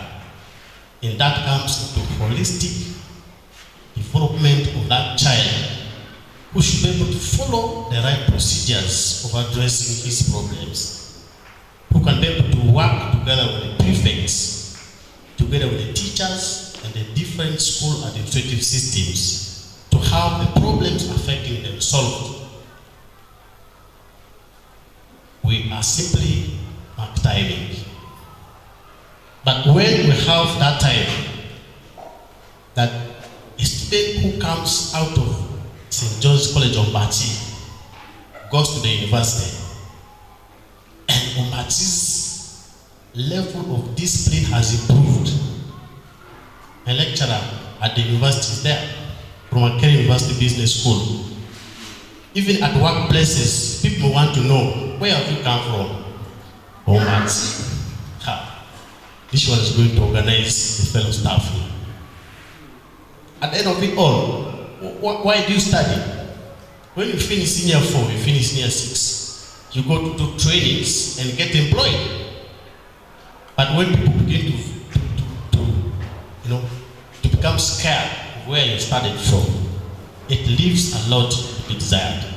So in addition, I want to say, for Ombaci to move forward, we need to have that marketing tool that is improved level of discipline that will be able to take the school far and wide. And I want to challenge the old boys of this great school and ask one question. What do you talk when you're meeting the current students? Thank you very much.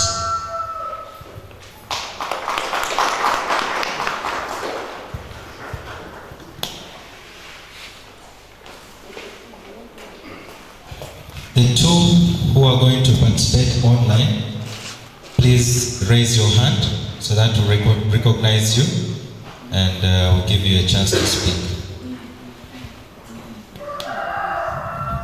Good evening. Thank you, Professor. Owen Alfred Abidrabo is my name. Bob Finance. When the topic for this lecture was chosen, I've been reflecting about it. It is so befitting. 80 years of resilience in sustaining academic excellence in our school. We are not going to go back to what has happened in the last 80 years. I should begin by saying happy birthday to our St. Joseph's College Ombaci. It is not an easy thing to be at 80 years, meaning that so many things might have happened. I like the way Professor has ignited our minds about the dreams and hopes that we are going to have for Ombaci through hard working. How are we going to do it?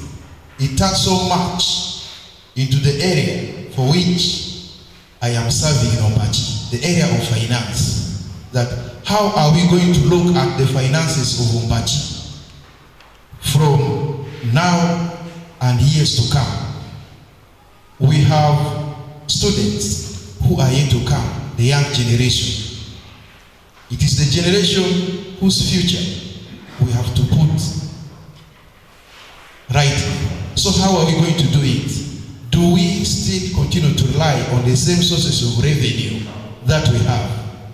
One problem that we should not need to crop in is the issue of when stakeholders are thinking about how can we improve financially the situation of the college. We have those who will begin to take us backwards. Increasing school fees by 10,000 shillings is an issue.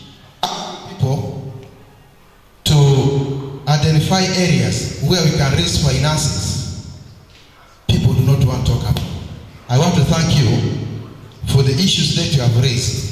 So as stakeholders, how are we going to look into the issues of raising finances as proposed by our professor? We have the land. Land is not an issue. And this land is accessible to the roadsides.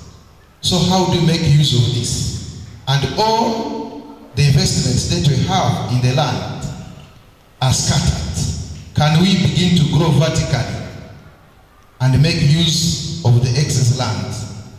The issues that came to my mind. Ombaci from 80 years, how are we going to move about? We don't need much advancement. Our performance should be talking for ourselves. Can we make Ombaci very hard to join, but very easy to leave? That once you are joining Ombaci, it must really be an issue which is very hard, like what it used to be. You don't get 4, you don't get 5, and you don't get 8. That means it becomes difficult for you. But once you are here, you don't excel, it becomes very easy for you to go.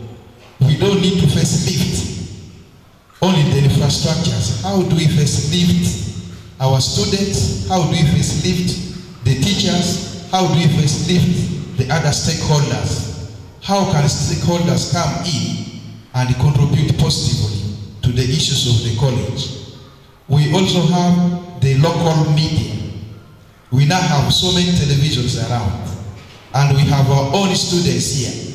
Can we begin empowering our students to write about our school? Many OBs are also there in social media, in print media, in televisions, and many others. Can they also come in to contribute? Ombaci from 80 years. Other people should also be knowing about it. The issue of financial empowerment. We may not be empowering people individually, but as an institution, how do we empower ourselves? So, members, I believe that the topic that was chosen is something for us. We may not have the answers right now here, but when we go back, can the teacher leave the doors open to receive more suggestions at the time of the celebrations? Can we get a book? Can we open an online address where people will be contributing ideas? Thank you so much.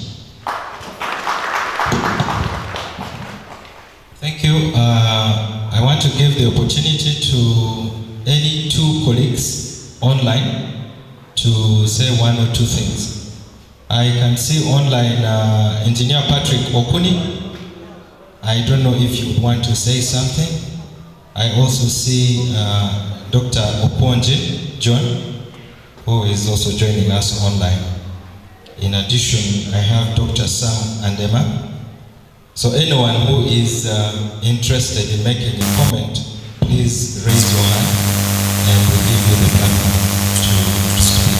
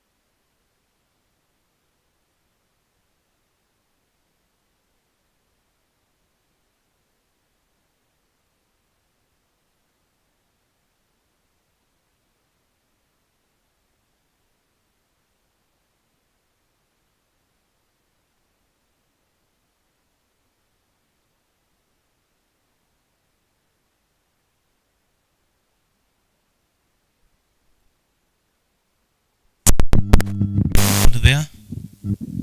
Yes. Yeah, I think it will be good if any of my colleagues, either Engineer Patrick Ekuni from Somalia or Dr. Okonje could make some comments. At least I had made my comment earlier. Thank you.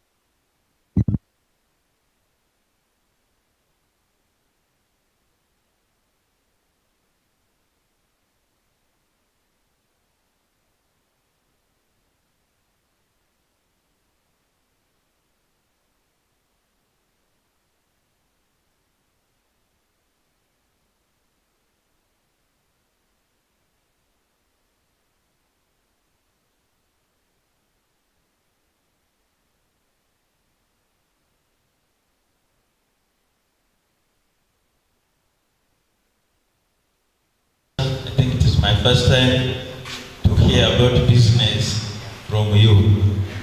You are talking about money. I like money more than you. Now, the issues which you have mentioned are real issues which we need to address.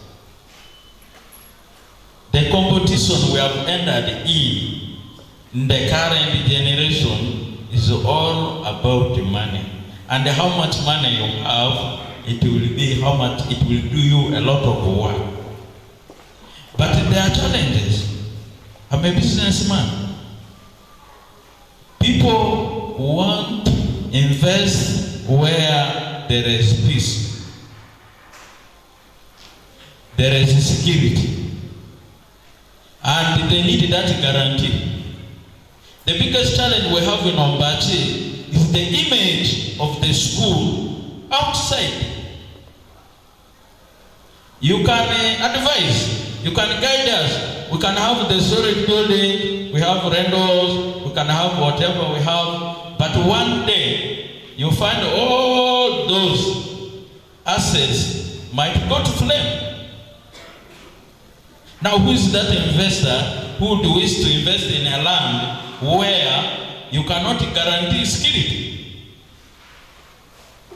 That is even one of the biggest challenges why we are struggling.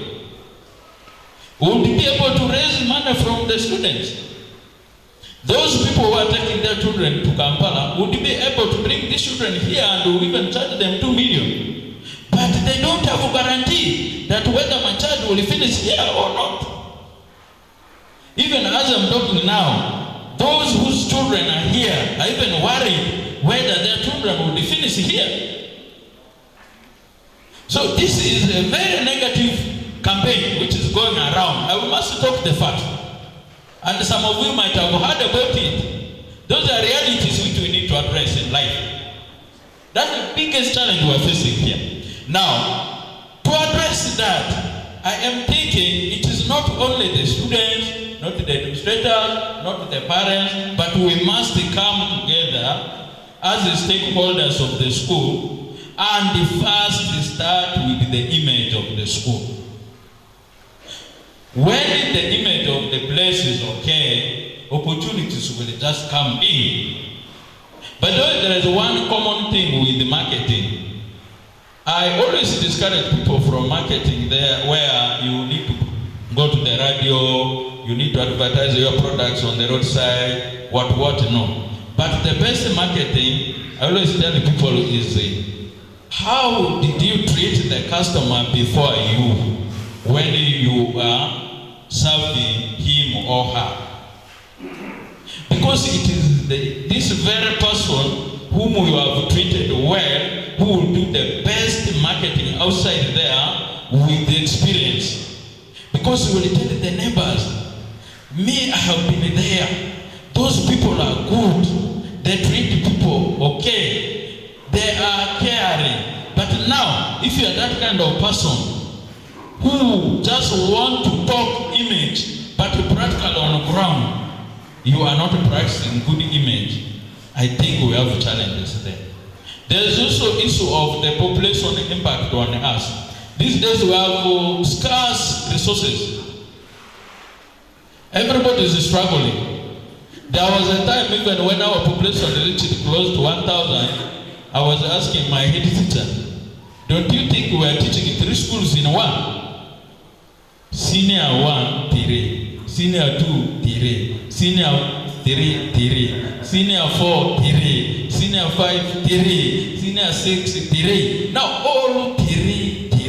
With that population impact, how do I really get the opportunity to interact with the children and such that I can deliver the knowledge appropriately and it can enter and they can understand it well?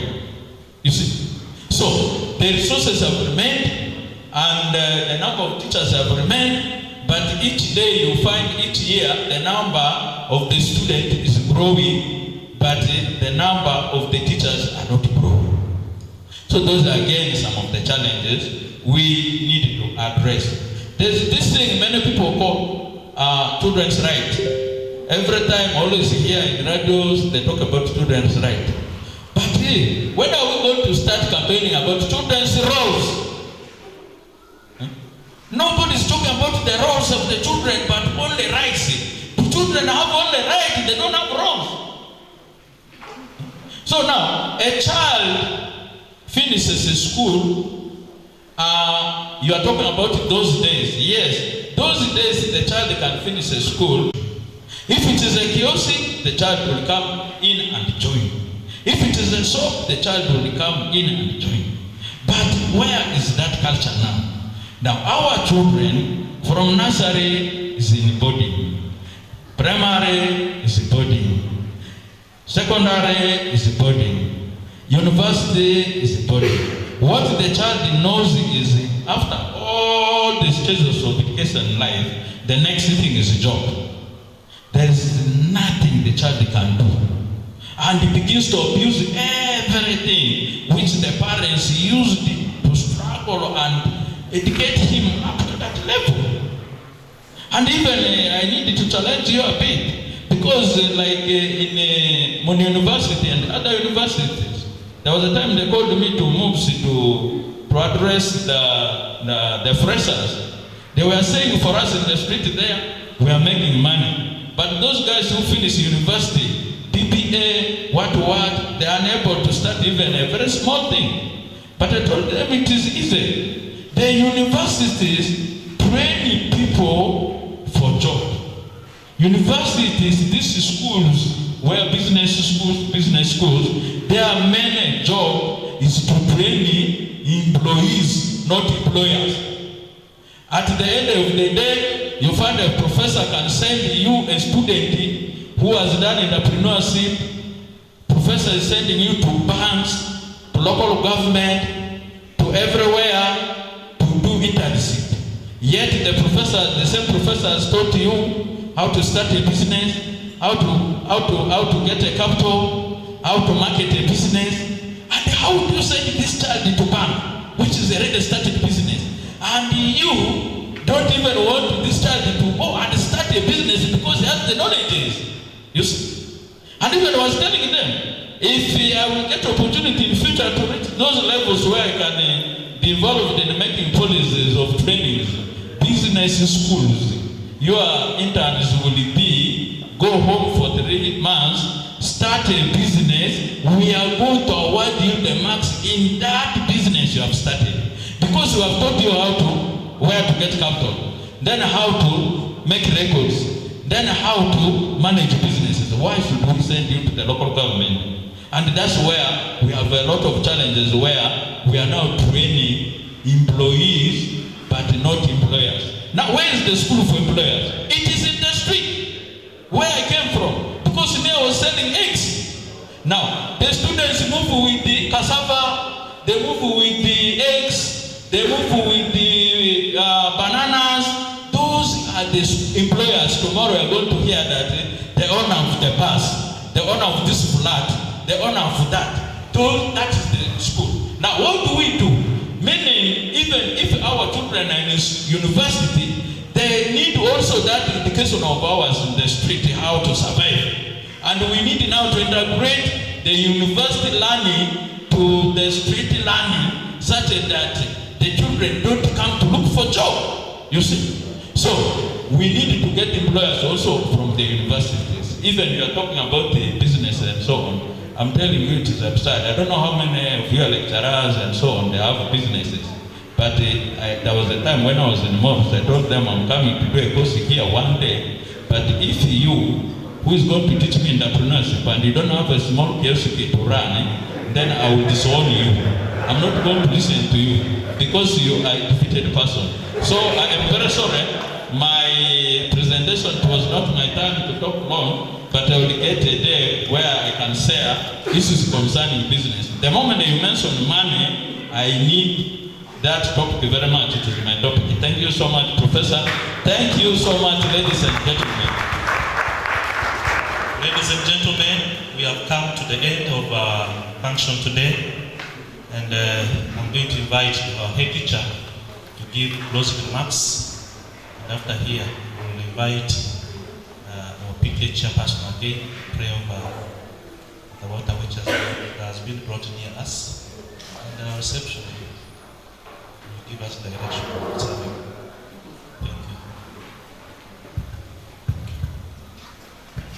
Thank you, our Master of Ceremonies. Okay, the MCs. I am the biggest beneficiary of what is happening here today. And maybe also the children who shall educate after 8 years.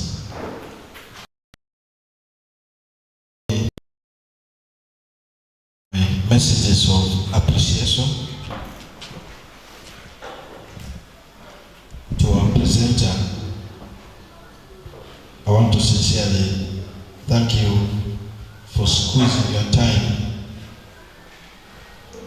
I have noted these days, everyone is going for professor. Professor, you need to train some people who are like you.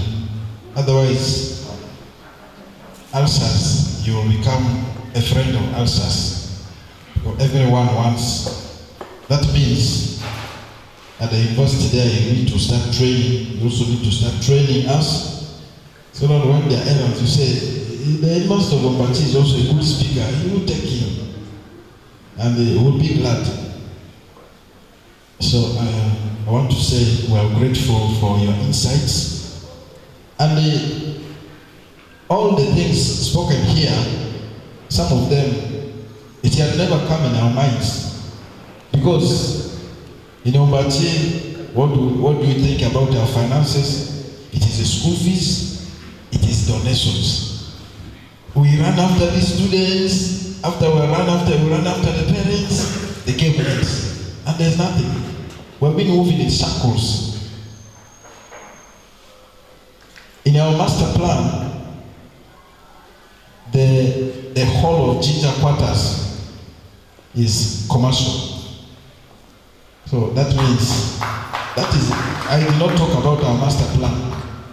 The whole of Ginger Quarters is commercial to raise income for this college. Then, the front part of Kampala Quarters, one plot in, running the whole length, is also commercial. I think what our consultants did not think about was the football pitch. The discussion will continue. I don't know what was wrong with our people before. Maybe they were secure in the land. The buildings were scattered all over. You have structures of Ombaci scattered over 30 hectares. Just a quarter there, another one, that one is Entebbe, this is Kampala, that is Ginger, scattered all over. Also, in our master plan, there is a flat for staff members meant to accommodate 120 staff. It's supposed to be in Kampala Quarters. So I think the master plan consultant was thinking similar to you. What is left is to actualize the whole process. We thank you for your inputs. I want to thank all the participants. I thank all of you who came here. The education officer, Ivy Division, and all of you, the staff, the students. I am sure we have had the discussions. These discussions have personal benefits. It can change your line of thinking. Also for us as an institution, it helps us. Since all of us, the different stakeholders are present, that means the discussions will continue.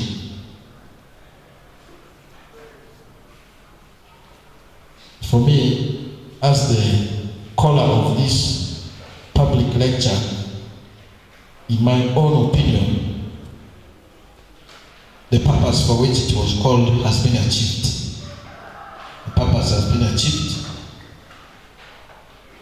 Except this being the first lecture being organized by us. Yes, we had delays here and there, and I would like to, as head of the institution, apologize for the delay. I think next time we should be able to do better. I still continue appreciating Noel and your team, the Catholics online. They're the ones who have helped us to stream live through the YouTube platform and the Zoom, which has enabled us to also get in touch with those people who are not geographically present here. Before we leave, our welfare team has prepared something little to give you energy to replace what you spent while you were listening, reasoning. To my colleague, head teachers, I hope there's one or two things you have gotten from here. I believe there's something you have got from here, because these schools have the same challenges. We're the same geographical region, and even if you are not for 80 years, we are now in the current challenges. I want to thank everyone, and when the time comes for you to leave, after you have taken our brief meal, I wish you safe journey. Pass our greetings to the people you left behind. Institutions, greet them. We as the Ombaci team pledge to continue working hard so that we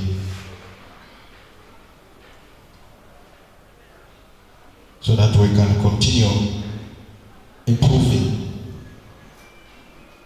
My time as head teacher and the time of the members here, staff, will come, but we need to leave this place better than where we got it. I say all this, for God and my country, primus inter pares.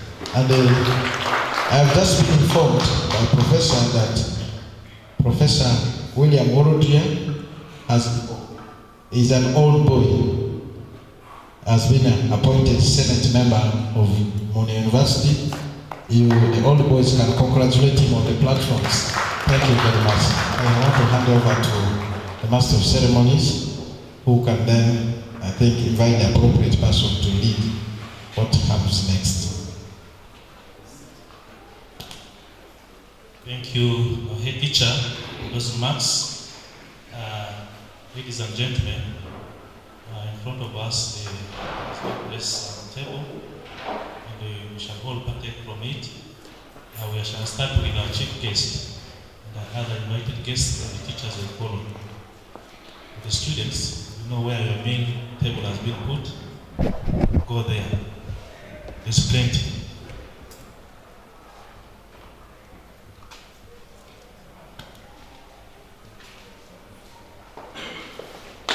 How do you want to share for closing remarks online here?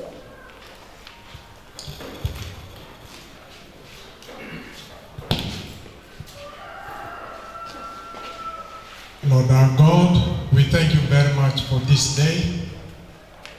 You've been with us from the beginning. Bless all those who have contributed to this day from administration. Very good ideas we shared as brothers and sisters. That what we gain today makes us get something profitable and good for our school. And we thank you for inspiring many people here in this hall with their ideas, not only good for the school, but where we have come from. This food, may it give us strength to reach our homes and continue our struggle with all the duties God has given to us. May it also unite us as brothers and sisters and have a common struggle with the common answers to our problems. Through Christ our Lord. I bless this food in the name of God the Father and of the Son and of the Holy Spirit. Thank you. Bon appetit.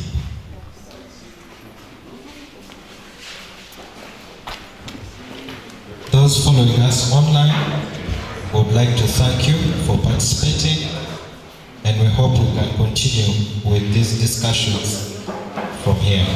Thank you very much. You may now log off at pleasure. Thank you.